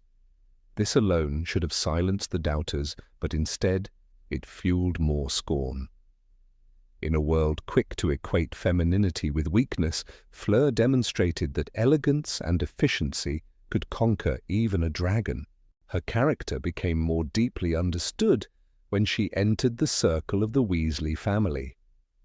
From the start, Molly Weasley distrusted her, calling her Phlegm behind her back, a cruel nickname that spread among Ginny and others.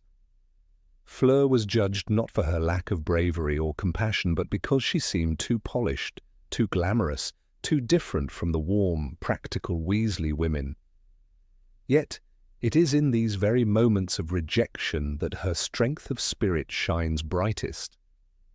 Rather than surrendering or reshaping herself to please others, Fleur remained true to who she was.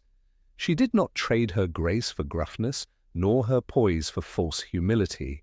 The refusal to dilute her identity was its own act of defiance. The turning point came during Harry Potter and the Half-Blood Prince. When Bill Weasley was mauled by Fenrir Greyback, his face was left permanently scarred. Molly, thinking Fleur would abandon her son because his beauty had been destroyed, spoke openly of her doubts. It was in this scene that Fleur's true character burst forth with undeniable clarity. "I am good-looking enough for both of us," she declared, with her eyes flashing. "I never thought I would marry for looks. I love him." In those words, her entire essence stood revealed: devotion, loyalty, courage, and a refusal to let anyone question her depth. Here, her femininity became her weapon, her shield, her truth. This was not weakness. This was strength in its purest form. Her loyalty extended beyond her marriage. During the Second Wizarding War, Fleur did not retreat into safety, but opened Shell Cottage, her home with Bill, as a sanctuary for those fleeing danger. It was within her walls that the wounded and broken found refuge. Griphook the Goblin, Ollivander the Wandmaker, and Harry himself passed through her home. Hospitality in times of war is no less dangerous than battle. To protect the vulnerable while Voldemort's forces scoured the land required quiet bravery. Fleur's feminine qualities of care and nurture were not side roles in the war effort. They were essential acts of resistance. Her presence at the Battle of Hogwarts further erased any doubt of her courage. She did not remain behind with the children or hide in the shadows. She stood alongside the Order of the Phoenix, dueling Death Eaters, risking her life as much as anyone else. The image of Fleur, delicate in appearance, standing in a ruined castle with spells crashing around her, is one of the saga's unspoken triumphs. She was not loud, nor was she the face of rebellion, but she was unyielding. Her contribution is often overlooked because it was not as dramatic as Harry's, Neville's, or even Molly's legendary duel with Bellatrix Lestrange. Yet it is precisely in her steadfastness, in her refusal to let others define her, that her role grows more important with each rereading. Contrast Fleur with other notable witches in the story, and her uniqueness emerges. Minerva McGonagall embodied stern discipline, sharp wit, and an unflinching sense of justice. Bellatrix Lestrange was chaos, cruelty, and madness. Even Hermione Granger, brilliant and determined, often veiled her vulnerability behind logic and certainty. Fleur, however, dared to be openly feminine, glamorous, emotional, elegant, and yet her strength was never diminished. In a world of hardened women, Fleur represented another form of resilience, to remain soft without breaking, to be graceful without surrendering power. It is telling that J.K. Rowling chose to craft Fleur with Velar heritage. The Velar were creatures of beauty, but their power lay not only in allure but in the fire that erupted when they were angered. Fleur inherited both sides of this legacy. The wizarding world saw only the surface, the dazzling exterior, while missing the flame beneath. Her story mirrors that of countless women throughout history who have been reduced to appearances while their substance is ignored. In this way, Fleur transcends her fictional world and becomes symbolic.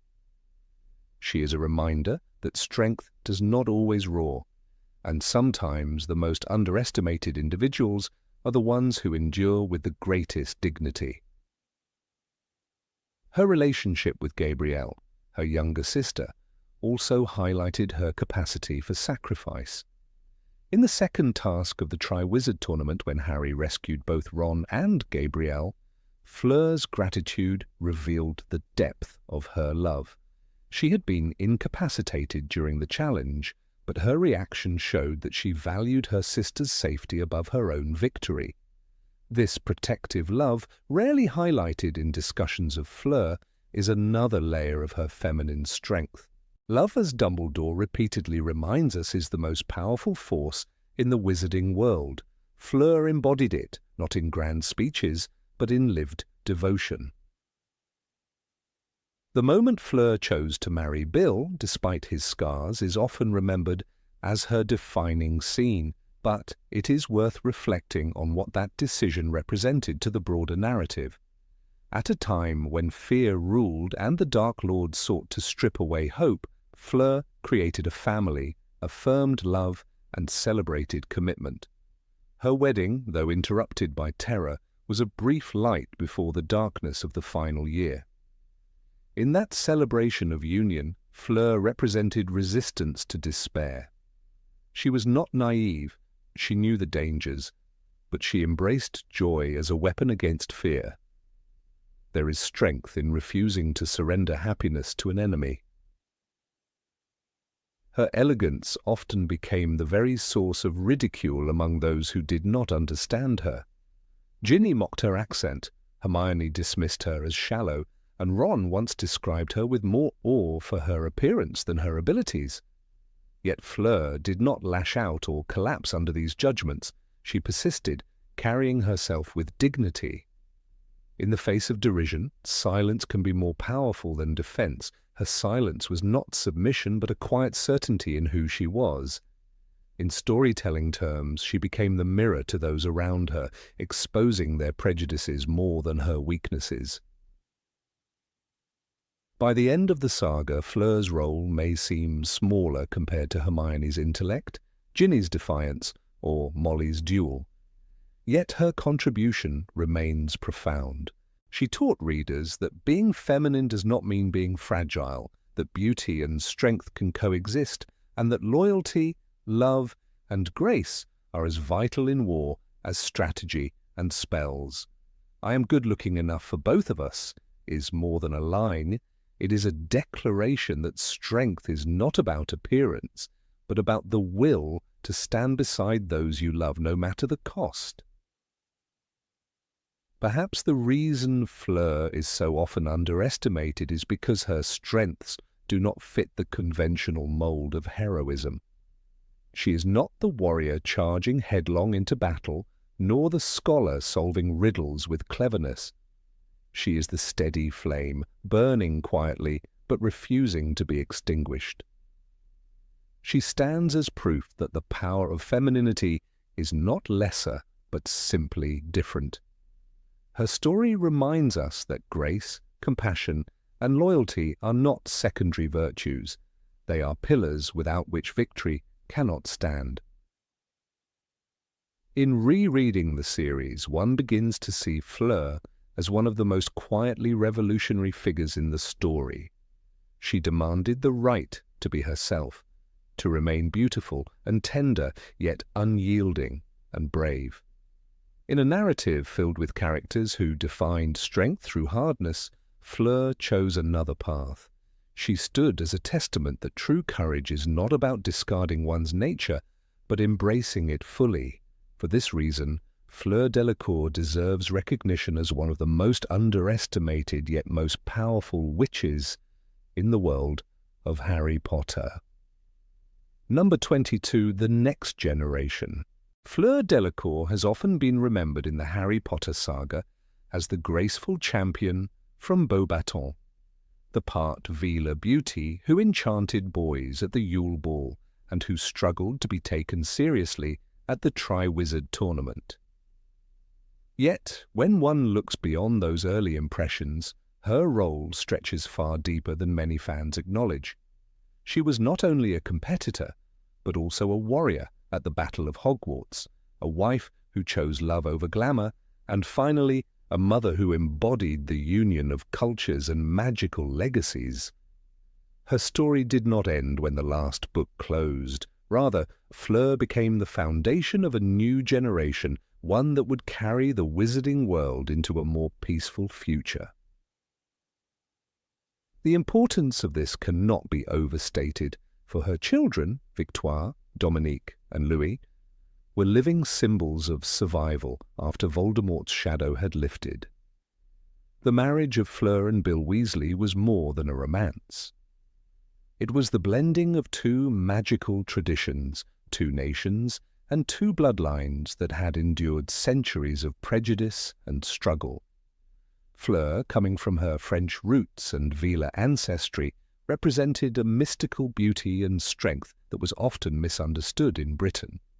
Bill, with his scarred face from Fenrir Greyback's attack and his steady courage as a Gringotts cursebreaker, symbolized endurance and loyalty. Their union became a bridge between the scars of war and the hope of rebuilding. Even J.K. Rowling noted in Harry Potter and the Deathly Hallows that Fleur's loyalty did not falter when Bill was attacked. "You thought I would not wish to marry him, or because he has been bitten. I am good-looking enough for both of us, I think." Her fiery response silenced even Molly Weasley's doubts. That moment showed Fleur's depth, her refusal to let appearances define love or destiny. When their first child, Victoire Weasley, was born on May the 2nd, the anniversary of the Battle of Hogwarts, it carried immense symbolic weight. A girl entering the world precisely when the wizarding community remembered its bloodiest day was a testament to renewal. Rather than sorrow, her birth marked celebration. Harry himself was present at that first anniversary commemoration and noticed how the community gathered in remembrance, while Fleur and Bill welcomed life instead of mourning death. Victoire became a beacon, her very name meaning victory, echoing the triumph over Voldemort. She carried both her French mother's elegance and her British father's resilience, embodying the blending of two worlds that had stood together against tyranny. Fleur's second daughter, Dominique, was equally significant, though in a quieter way. While Victoire was tied to commemoration and symbolism, Dominique's existence reflected the everyday triumph of normalcy. To raise a child in a world without Voldemort, to provide laughter and innocence in a household that had once known fear, was in itself revolutionary. The Weasley family, once burdened by financial hardship and constant danger, could now watch their children grow with freedom. Dominique's very presence reminded the older generation that life after war was not only possible, but thriving. Fleur, who had once been seen as superficial or proud, proved herself as a nurturing mother whose dedication extended to every corner of her home. Louis, the youngest, completed the trio. His birth meant that Fleur's influence did not simply fade after one or two symbolic gestures. Instead, she established an enduring lineage that tied the Vila heritage to the British wizarding community in a way that could not be undone. Louis, like his siblings, represented continuity. Together the three children embodied the dawn of a new, magical society, one that was not defined by blood purity, fear, or prejudice. Fleur's contribution, therefore, was not simply her participation in battle or her marriage into the Weasley family, but the children she raised to inherit a world built on courage and resilience. Looking back, it is striking how underestimated Fleur often was in the earlier books. Many Hogwarts students dismissed her as vain. Ron Weasley called her a cow when she irritated him during the Triwizard Tournament, and Hermione mocked her tendency to show off. Even Mrs. Weasley doubted her intentions with Bill, worrying that Fleur only sought glamour. Yet in the end, it was Fleur who opened Shell Cottage to fugitives of the war, housing Griphook, Ollivander, and Harry himself. Shell Cottage became a sanctuary during the darkest days, and Fleur stood at its center, managing the household and ensuring safety.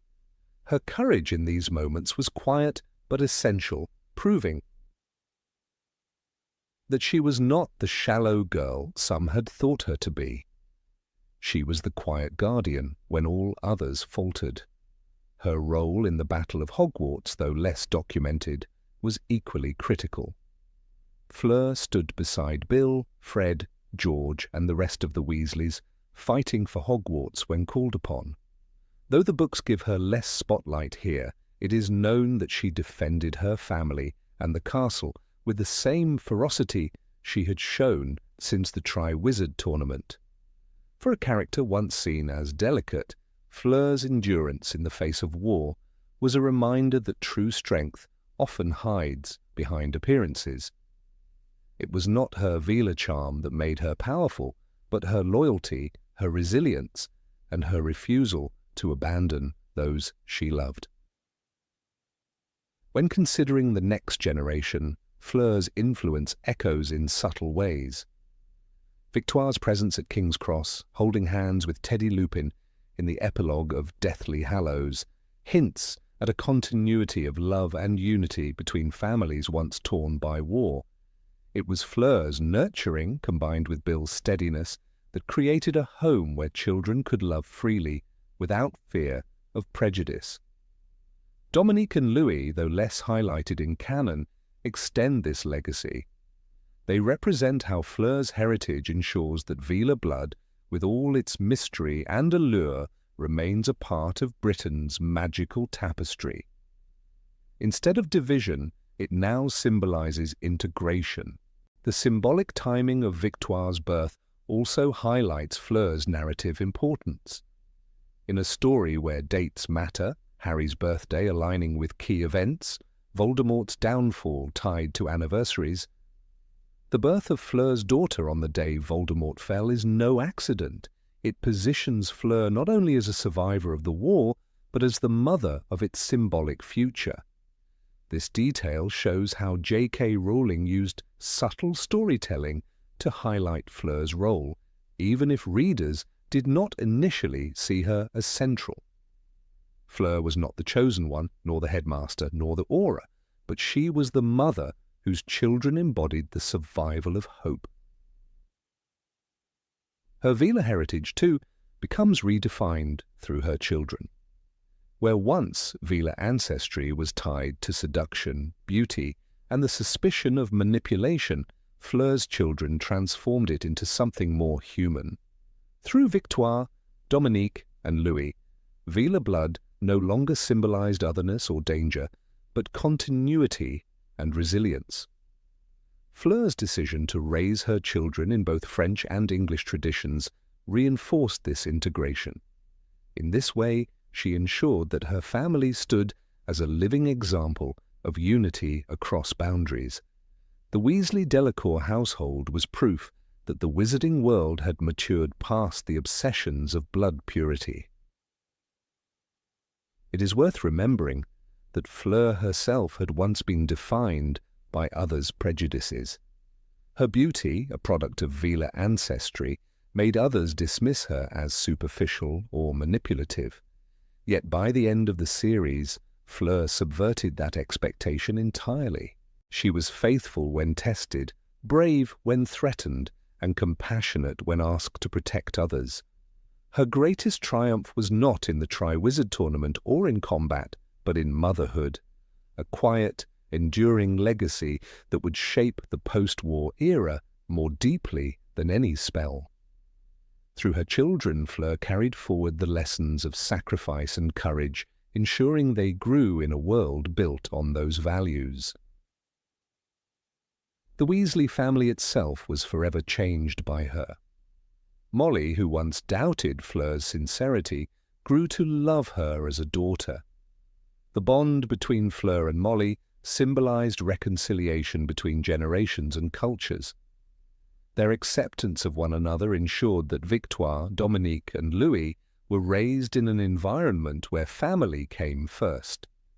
It was in that environment that Fleur's importance truly blossomed, for she not only became a mother, but also a central figure in the sprawling Weasley clan. Her ability to hold her place proudly despite initial doubts demonstrated the resilience that her children would inherit.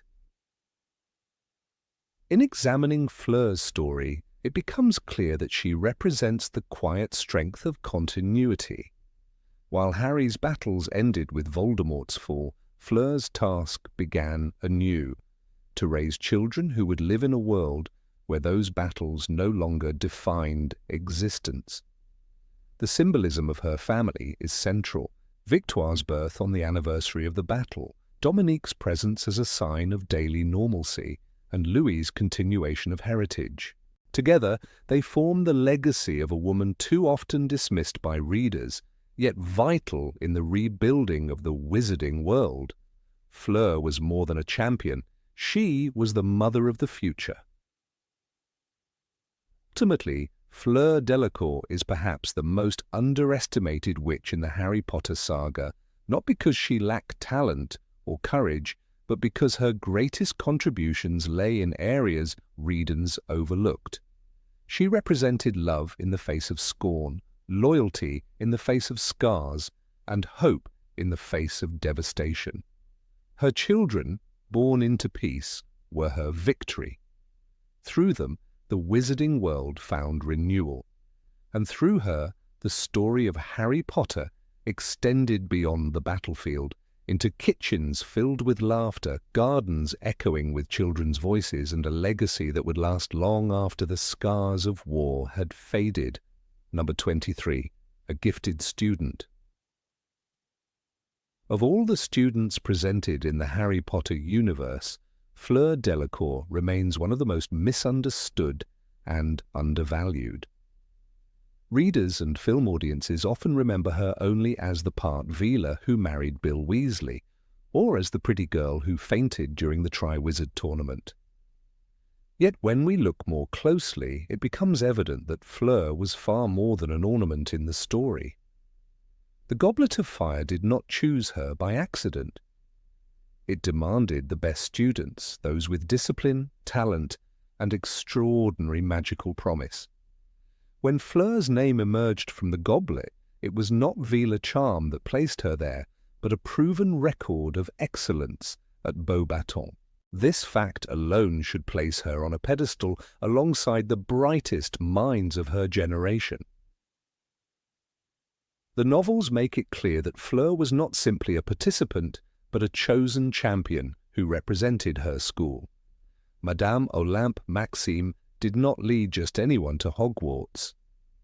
She brought the student who embodied the highest standards of Beauxbatons. The Goblet of Fire worked without prejudice, measuring skill and magical maturity. To be selected over the many capable witches and wizards of her school meant Fleur had consistently demonstrated mastery of her subjects. Rowling writes, "The fire flared once more, and a name came shooting out, written upon another slip of parchment. The champion for Beauxbatons, said Dumbledore, is Fleur Delacour." This announcement was not meant as a joke, but as recognition of a formidable young witch. Unfortunately, much of what followed in the narrative overshadowed her strengths. The Triwizard Tournament is remembered most vividly through Harry's struggles, Victor Crumb's quiet intensity, and Cedric Diggory's nobility. Fleur's story was condensed into moments of vulnerability, such as her being hindered by Grindylows in the lake task. Readers often interpret this as weakness, forgetting that facing dark waters full of magical creatures is not a measure of one's entire worth. Fleur was skilled enough to confront that danger, and the task's design placed obstacles that could foil even experienced wizards. It is telling that Dumbledore himself reassured her afterward, treating her as an equal competitor rather than dismissing her. One must also consider the cultural and personal bias that framed Fleur's image. Characters like Ron Weasley, influenced by her Veela heritage, struggled to see beyond her beauty. Ron reduced her to a caricature of arrogance and glamour, while even Hermione initially regarded her with suspicion and dislike. These impressions seep into the reader's perception, shaping an unfair judgment. Yet Fleur constantly demonstrated resilience, grace, and loyalty. She did not abandon the tasks despite being injured. She continued to represent her school with pride, even when Hogwarts students laughed at her accent or belittled her struggles. This endurance reflects discipline no less than Hermione's nightly study habits. Fleur's talents extended beyond competition. When she joined the Order of the Phoenix later, she proved herself brave and committed. At Shell Cottage, she sheltered Harry, Ron, Hermione, and Griphook, demonstrating not only courage but resourcefulness. A young woman who could host fugitives under Voldemort's regime showed nerves of steel. It is easy to forget that during those days, Death Eaters hunted anyone who aided Harry. Fleur, with her husband, faced that threat with open defiance. This is not the choice of a shallow or weak witch, but of someone with unshakable values. Bill himself told his family that Fleur had strength they underestimated. "You thought I would not wish to marry him? You thought I would desert him because of this?" she declared in Half-Blood Prince, defending Bill after his injury by Fenrir Greyback.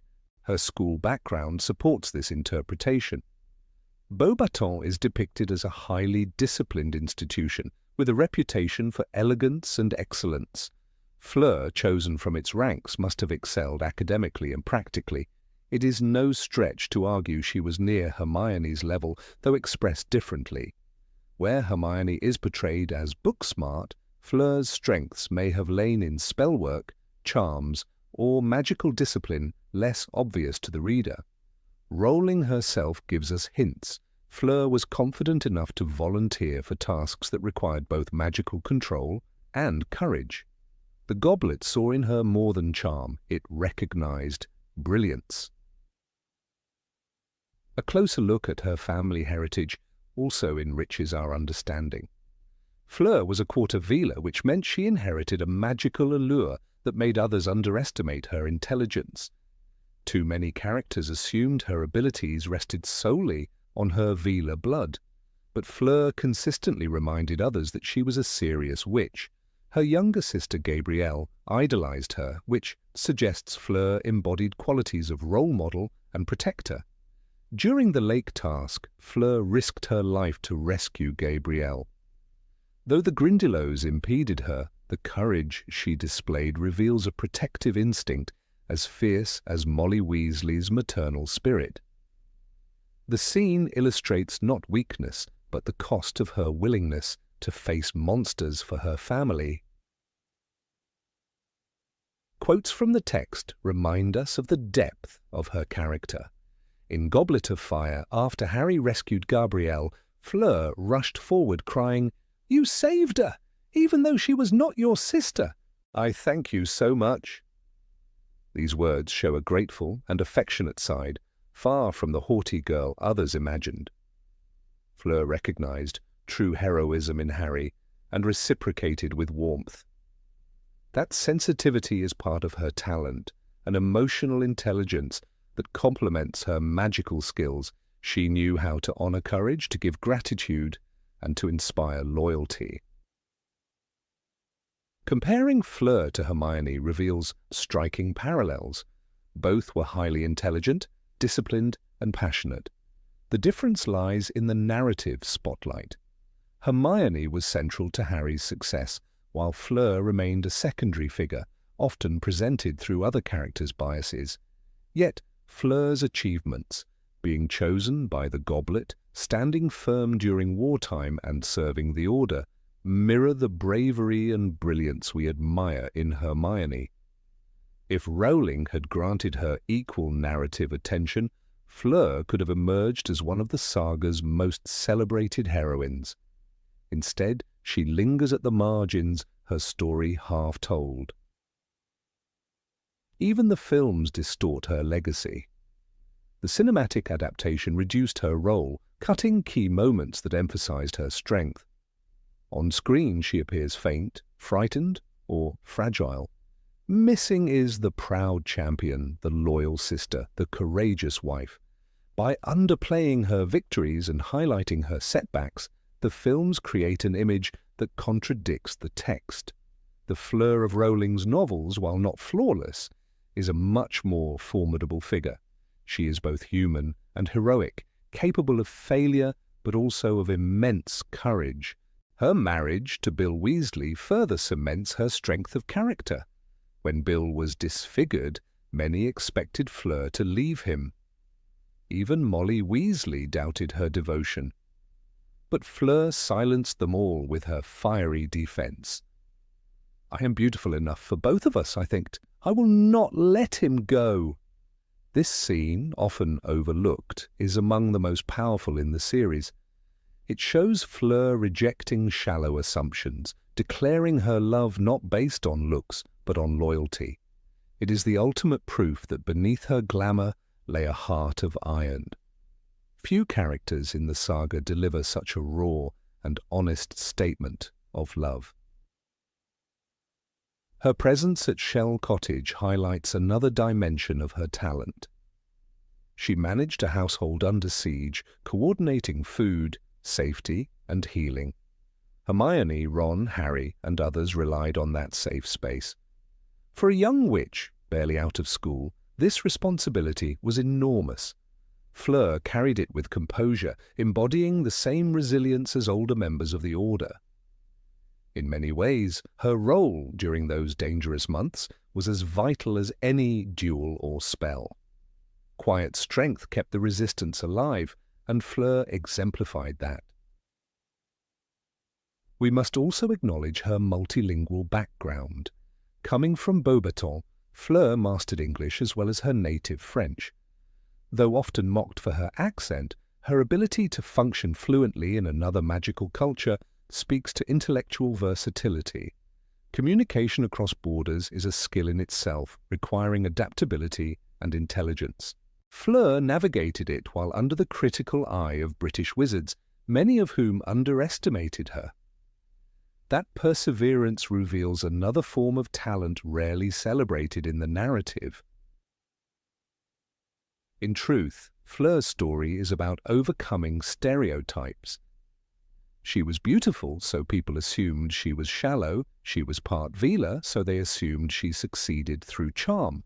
She fainted in the tournament, so they assumed she lacked courage. Yet time after time, Fleur proved them wrong. She married for love, not convenience. She stood with the Order in war, not out of obligation, but conviction. She built a family in defiance of fear, opening her home to fugitives. Her talent as a student of Beauxbatons carried into her adult life as a witch of profound resilience and depth. Seen from this angle, Fleur Delacour emerges as one of the most underrated witches in the Harry Potter saga. She was a champion chosen by the Goblet of Fire, a sister willing to dive into dark waters, a wife unshaken by scars, and a hostess who risked death to shelter the hunted. When we look past the veil of prejudice and narrative neglect, We find in Fleur a character as brilliant as Hermione, as courageous as Ginny, and as loyal as Molly. Her talent as a student was only the beginning of a life defined by strength, devotion, and unrecognized brilliance. Number 24, French flavor. Fleur Delacour entered the Harry Potter universe with an aura that was unlike anything the British readers had encountered before. She carried with her not only the reputation of Beauxbatons Academy of Magic, but also the air of another culture, another rhythm, another way of being magical. In the very moment she arrived at Hogwarts for the Triwizard Tournament, she was described in words that emphasized her beauty, her grace, and the natural effect she had on those around her. Yet beyond this veil of attractiveness, Fleur represented something more profound. She was the reminder that magic was not an insular phenomenon confined to Britain, but a global reality where traditions varied and identities intertwined. This French colour in her character was not just ornamental. It gave depth to the narrative world. When Harry first noticed Fleur at the Triwizard selection, the author painted her almost like a creature of enchantment. It was not simply because of her Vila heritage, though that played its role, but because she stood out with her accent, her elegance, and her poise. Rowling's words, a very tall girl entered the hall. She had long, silvery blonde hair that seemed to shine as she walked, captured not only Fleur's beauty, but the sense that she was different, foreign, and a symbol of something larger than Hogwarts could contain. Unlike many Hogwarts characters whose mannerisms were rooted in British culture, Fleur brought a reminder of continental Europe into the story. Her identity was not absorbed into the crowd, it resisted, and in resisting, made the magical world feel bigger. It is striking that Fleur was constantly underestimated, often dismissed, as just a pretty face. Many characters, even Hermione in moments of frustration, judged her through the lens of her appearance rather than her substance. And yet, Fleur demonstrated bravery and competence throughout the tournament. She might not have achieved victory in every task, but her determination was visible. In the second task, where she tried to rescue her sister Gabrielle from the depths of the Black Lake, Fleur failed to finish, yet her love and desperation to protect her sibling revealed a different kind of courage. She cried out, "You have to bring back my sister, you have to bring her back," when Harry carried Gabrielle to safety. This moment underscored Fleur's humanity, not the cold image of perfection many assumed she embodied, but the emotional weight of family devotion. It was perhaps the first time readers glimpsed her true heart. The accent that marked her speech was more than a stylistic flourish. It carried with it the flavour of France, reminding readers that words themselves are carriers of culture. Rowling did not erase Fleur's Frenchness to blend her into the Hogwarts tapestry. Instead, she amplified it, making her pronunciation of Z instead of thief into part of her identity. In doing so, Fleur became an instrument of atmosphere. She taught readers that the magical world was textured, layered with different sounds, traditions, and identities. The Hogwarts-centric perspective began to widen through her presence. Fleur was not merely a competitor, she was a reminder that England was not the sole axis of wizardry. Her role expanded significantly in Harry Potter and the Half-Blood Prince, where she became engaged to Bill Weasley. The reaction of the Weasley family showed how prejudice and underestimation followed her. Molly Weasley, Ginny, and even Hermione treated Fleur as though she were shallow, vain, and unsuited for Bill. They called her phlegm behind her back, dismissing her as frivolous. And yet when Bill was savaged by Fenrir Greyback, Fleur's words shattered all those misconceptions. "I am beautiful enough for both of us," she declared, when Molly suggested Bill might no longer be the same man. It was an act of loyalty and strength that few had expected. This was not vanity, but love clothed in defiance. Fleur's character arc thus revealed her as more than a symbol of elegance. She was the embodiment of faithfulness, resilience, and courage. One cannot ignore the way her Frenchness was almost used against her in the narrative. Being different, sounding different, and appearing different made her a target of stereotypes. Yet this quality of foreignness also enriched the story. Fleur challenged the insularity of Hogwarts. She forced characters to confront their biases, and for readers, she stood as a bridge to other worlds of magic. If Hogwarts was about tradition and stoic endurance, Beauxbatons represented refinement, artistry, and the continental flair of magical culture. Fleur carried those qualities forward, even in the moments when she stumbled or faltered. She was a cultural ambassador, and her struggles with acceptance mirrored the struggles of many outsiders who enter spaces dominated by tradition. The French colour in Fleur's presence also highlighted the importance of Gabrielle Delacour. Through Fleur's younger sister, readers saw a tender side of her personality. Fleur was not defined merely by her allure or her competitive spirit, but by her capacity for care. Gabrielle's inclusion in the second task of the Triwizard Tournament was more than just a plot device. It revealed that Fleur's bond with her family was as vital as Harry's with Ron and Hermione. That Fleur failed in this task did not diminish her worth. It made her relatable.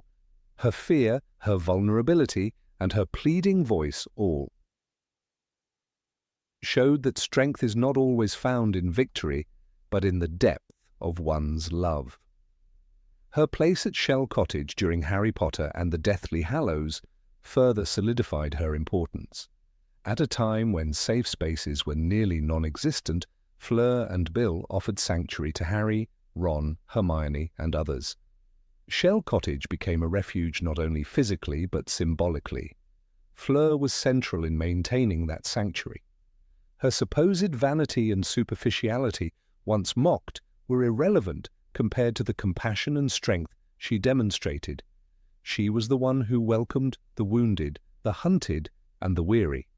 She provided a haven when the war had nearly consumed the wizarding world. This was Fleur at her most underrated, the one who, quietly and without glory, sustained the Wati resistance. Fleur's foreignness also played into the broader theme of unity across borders. Voldemort's threat was global, though the books primarily centered on Britain. Fleur's role whispered to readers that the fight against darkness was not a British struggle alone. Her presence suggested that magic in France, in other lands, must also have been stirred, threatened, and engaged. She carried into the story a subtle reminder that unity was more powerful than isolation, and that cultural differences were not weaknesses but strengths in times of crisis. Fleur, though rarely given centre stage, was a representative of this truth. Rowling herself showed through Fleur the dangers of judging by surface. Characters mocked Fleur's vanity, but those very traits they derided proved meaningless when tested against love and loyalty. Fleur embodied the warning that beauty can blind both ways. It can distract and mislead, but it can also hide profound strength from those who refuse to look deeper. "I am not afraid of that," Fleur cried, when Molly questioned her devotion to Bill after his mauling. These words cut through every prejudice that had been woven around her. They were the words of a woman defined not by appearance, but by resolve. Another fascinating layer of Fleur's character is her Velar heritage. It complicated her image, making it easy for others to dismiss her as someone who relied on charm rather than skill. But, in truth, Fleur fought against the burden of her heritage. The allure that drew men to her often undermined her individuality. Readers could sense that Fleur wanted to be recognized for her magic, her courage, and her heart, not for something she had inherited. This internal battle gave her story depth, though Rowling never placed it at the forefront. It remained an undercurrent, one that sharpened the irony of how much Fleur was underestimated. Even her name carried symbolism. Fleur Delacour, literally flower of the court, evoked beauty, refinement, and nobility. But like a flower, she was resilient, able to withstand storms while maintaining her essence. The court she represented was not simply the elegance of Beauxbatons, but the dignity of love, loyalty, and family. Fleur's very existence in the narrative reminded readers that names, like appearances, only hint at deeper truths. Behind the flower was steel. Her relationship with Bill also revealed much about her character. She was willing to leave her country, her school, and her family to stand with him in Britain during a war that threatened everything she knew. This sacrifice was understated but profound. In choosing Bill, Fleur chose a life of risk and uncertainty. Yet she never wavered. Even when others doubted her, she anchored herself in commitment. Fleur's love story was not the fiery tale of passion that readers found in other romances. It was steadier, quieter, but ultimately more enduring. And in that quiet endurance lay its beauty. The wedding at the Burrow crystallized Fleur's significance. At a moment when joy was nearly impossible, her union with Bill provided a fleeting reminder of hope, of continuity, of life moving forward. And when the wedding was interrupted by Death Eaters, Fleur's world became a battleground once more. Yet she stood, not as a bystander, but as someone whose personal life was bound to the fate of the entire wizarding world. Her French colour did not fade. It became interwoven with the resistance, proving that the global community of wizards was united in struggle. Ultimately, Fleur Delacour was the most underrated witch in the Harry Potter series, because she consistently gave more than others expected of her. She began as a symbol of beauty and foreign elegance, but she became a beacon of loyalty, resilience, and global perspective. She was a flower, yes, but a flower that survived the storm, carrying with her the fragrance of another land and the reminder that magic, like humanity, is at its strongest when it transcends borders. Number 25. Independence of character. Of all the characters who move through the pages of J.K. Rowling's world, Fleur Delacour is one of the most misunderstood. Readers first meet her during the Triwizard Tournament in Harry Potter and the Goblet of Fire, where she represents Beauxbatons Academy. Her Veela heritage, described with dazzling allure, makes her appear ethereal, almost untouchable. Yet beneath the shimmering exterior lies a woman of rare strength and conviction.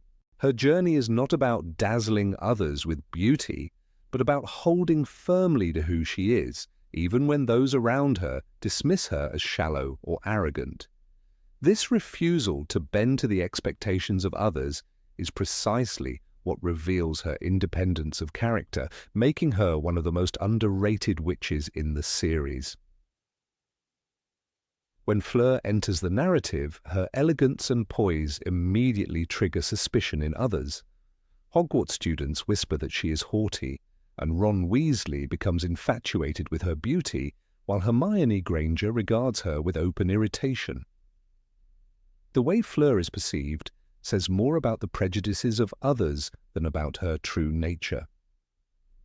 In Goblet of Fire, Rowling writes, "She was tall and willowy, with long blonde hair and large blue eyes, and she was part Veela." That description sets the stage for a stereotype, someone admired for looks but underestimated in substance. Fleur's independence is evident in how she refuses to shrink or apologize for the effect she has on others.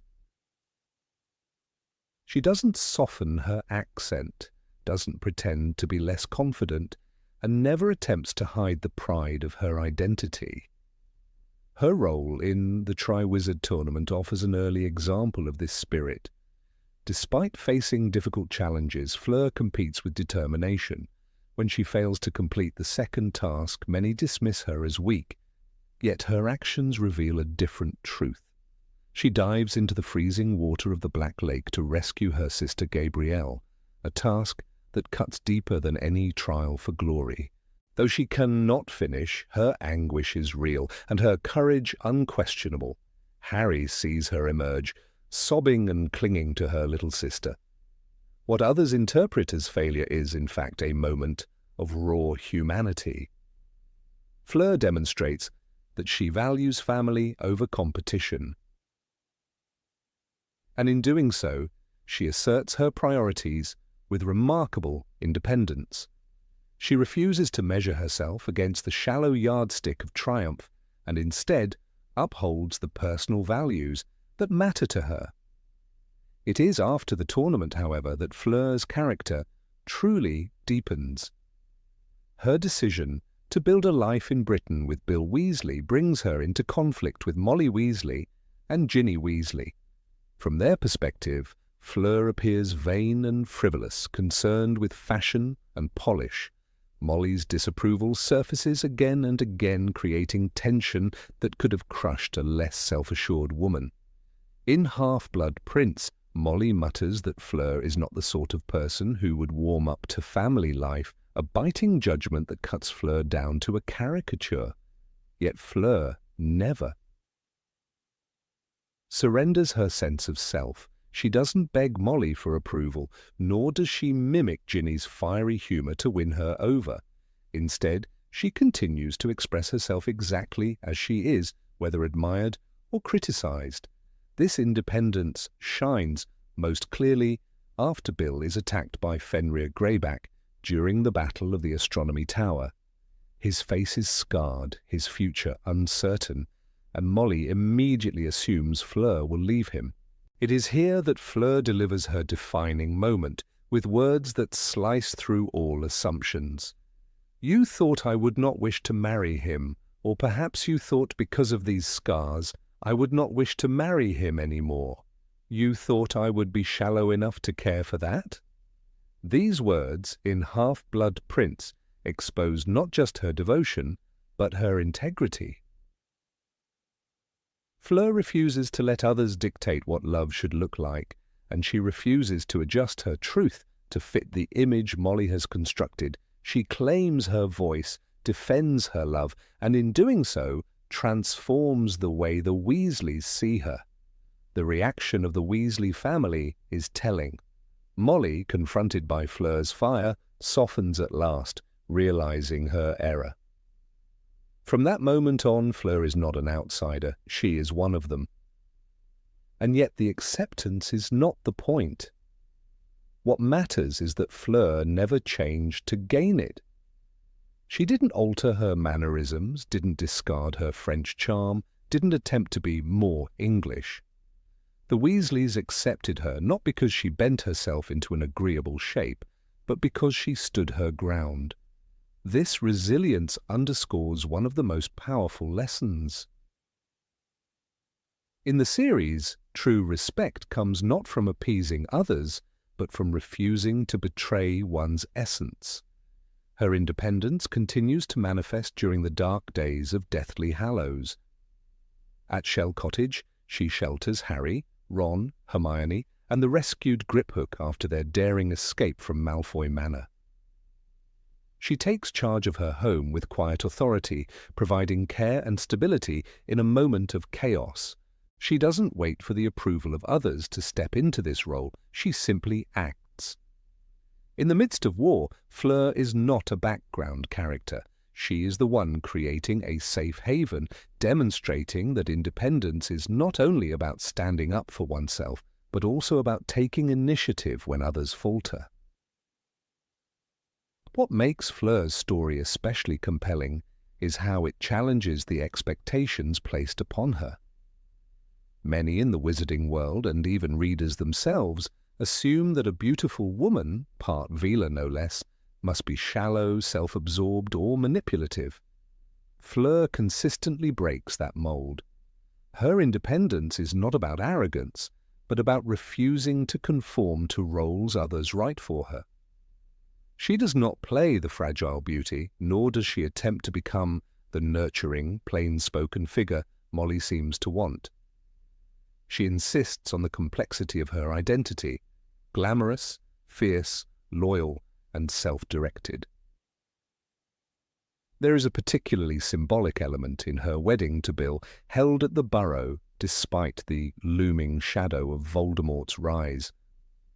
On that day, Fleur chooses to wear her grandmother's tiara, a statement of heritage and individuality. Even as she marries into a family steeped in tradition, she carries her own roots with her. Her independence is not abandoned at the altar, it is woven into the very fabric of her union. This moment reveals that Fleur views marriage not as a surrender of self, but as a joining of equals. It is a vision that contradicts the stereotype of the dutiful, accommodating wife, and instead paints Fleur as a woman unwilling to vanish within someone else's story. The brilliance of Fleur's independence lies in its subtlety. She doesn't deliver grand speeches about women's rights, nor does she launch crusades to prove her worth. Instead, her resistance is quiet but unyielding. She endures criticism, withstands doubt, and keeps moving forward without diluting her essence. This quiet defiance resonates with readers who have ever been judged for their appearance, accent, or cultural background. Fleur teaches that independence doesn't always roar, sometimes it simply refuses to bow. Her role in the final battle reinforces this truth. At Hogwarts, when Voldemort's forces descend, Fleur fights alongside the Order of the Phoenix. She stands shoulder to shoulder with her husband and his family, but she does so as Fleur Delacour, not as someone reshaped into their mold. The scars of war, both literal and figurative, reveal her as unflinchingly real.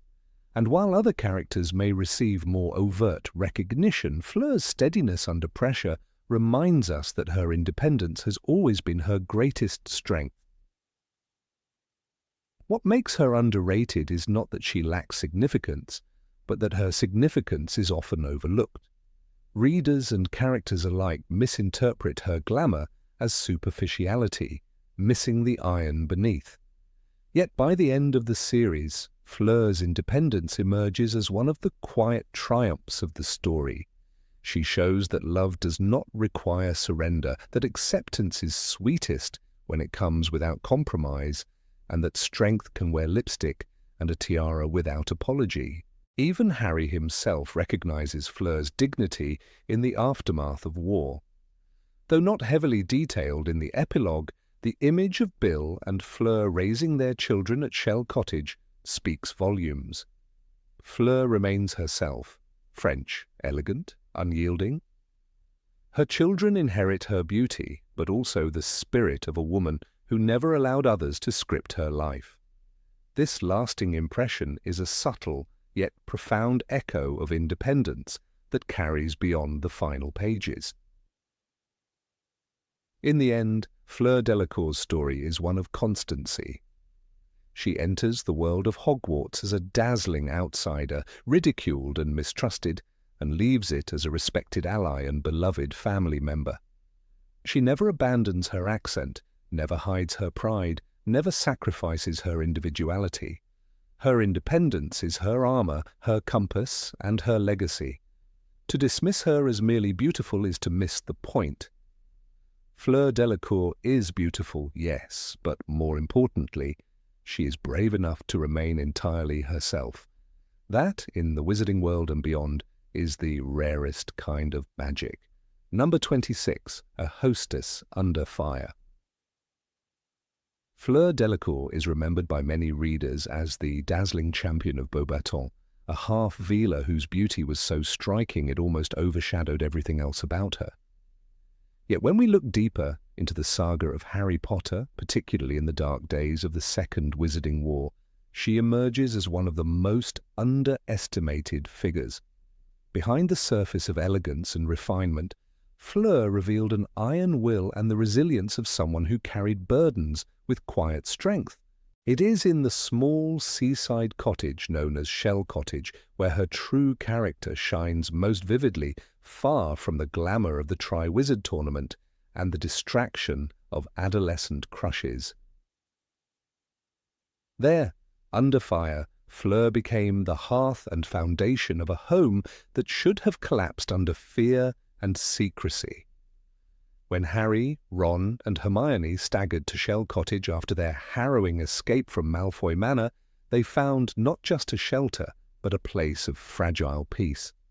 The house itself was no fortress. It stood exposed to the winds and salt of the sea, constantly reminding its inhabitants how vulnerable they were to discovery. Every hour was lived with the knowledge that Death Eaters might find them, and every day was steeped in the suffocating weight of the war. Bill Weasley, brave cursebreaker and Order of the Phoenix member, was often absent, drawn into dangerous missions. It was Fleur who carried the daily burden of keeping the cottage functioning, who turned a place of hiding into a sanctuary. Without her steadying hand, the atmosphere might have fractured into suspicion, irritation, and despair. The book captures Fleur's presence with clarity, even if briefly. In Harry Potter and the Deathly Hallows Rolling Notes, Fleur was clattering around in the kitchen, putting together a meal for everyone, her long hair tied back, her sleeves rolled up. This detail is more than domestic imagery. It is a portrait of someone actively resisting despair, imposing order through the rhythms of food and warmth, restoring humanity when war threatened to strip it away. To cook a meal under those circumstances, to insist on cleanliness and civility, is not a trivial act. It is rebellion against chaos, an assertion that life, dignity, and care would not be destroyed. By Voldemort's shadow, the presence of Griphook at the Goblin in Shell Cottage adds another dimension to Fleur's quiet heroism. Griphook was suspicious, cynical, and often insulting, his words laced with disdain for wizards. He needled at human pride and tested their patience constantly. For someone like Fleur, whose sense of order and propriety was deeply ingrained, this was a direct challenge. Yet she did not crumble. She bristled, yes, her frustration was visible, but she never allowed it to dissolve the fragile stability of the house. She accepted the discomfort, bore the irritation, and continued to fulfill her role as hostess and caretaker. In many ways, Fleur demonstrated a greater strength here than in facing dragons during the Triwizard Tournament. Courage in battle is recognized easily. Courage in maintaining harmony amid bitterness is far more subtle and often overlooked. Ron Weasley, Harry, and Hermione were all scarred by the ordeals they had endured. Ron carried guilt and uncertainty after abandoning the quest for a time. Hermione bore the invisible wounds of torture from Bellatrix Lestrange. Harry lived with the weight of destiny pressing heavier each day. Into this fragile circle stepped Dean Thomas, Luna Lovegood, and eventually the wounded Ollivander, each bringing their own anxieties and sorrows. Shell Cottage was a gathering of broken souls, a patchwork of the war's victims. Fleur became the seamstress who bound them together. She was not just offering shelter, she was offering dignity, reminding them that even fugitives deserve to feel human, to eat at a table, to sleep with blankets tucked around them, to hear the rhythm of waves outside the window instead of only their fears. It is significant that Fleur's Vila heritage, once treated almost like a novelty, became irrelevant in this moment. The others did not see her as the enchanting beauty who dazzled at the Yule Ball or the proud competitor who dismissed Hogwarts' draughty halls. They saw her as the woman who brewed tea for Ollivander's shaking hands, who prepared bread for Luna's calm presence, who made sure that Harry and Ron could close their eyes in relative peace. She herself no longer leaned on the identity that had once defined her. In the crucible of Shell Cottage, Fleur became something entirely different, the silent pillar that held the roof when the storm was raging. Rowling allows us glimpses of Fleur's steel beneath the surface. She is quoted in the book with blunt practicality, insisting that Griphook be kept separate for the safety of the group, or reminding Bill that order must be maintained. The fire in her words is not the shallow vanity once assumed of her. It is the flame of someone determined that her home would not crumble, no matter how fragile the walls. Fleur may not have wielded a sword or fought duels in those chapters, but she fought a quieter, equally vital battle, the battle of endurance, of hospitality, of protecting sanity when the world outside was madness. It is worth recalling that Fleur had already faced the test of devotion and resilience before Shell Cottage. During Bill's mauling at the hands of Fenrir Greyback, when others whispered that his disfigurement would end their engagement, Fleur silenced them with ferocity. "I am beautiful enough for both of us," she declared, brushing aside prejudice and fear. That moment revealed that Fleur's strength was not performative, but deeply woven into her nature. She loved fiercely, and she did not flinch when reality became darker than the fairy tale charm people had once projected onto her. That same loyalty and refusal to surrender carried into Shell Cottage, where she refused to let the war hollow out the meaning of home. Harry himself, though often too consumed by his mission to dwell on details, recognized the stability of the place. The narrative emphasizes the comfort he felt there, however temporary. For a boy raised in neglect, accustomed to tension even among allies, the peace of Shell Cottage was extraordinary. The irony is that this peace was not accidental, it was constructed by Fleur's deliberate acts. She created an environment where Harry could gather his strength for the final march toward destiny. Without that reprieve, one wonders if he would have had the clarity to proceed. Fleur's contribution is therefore woven into the very fabric of the final victory, though it is rarely acknowledged.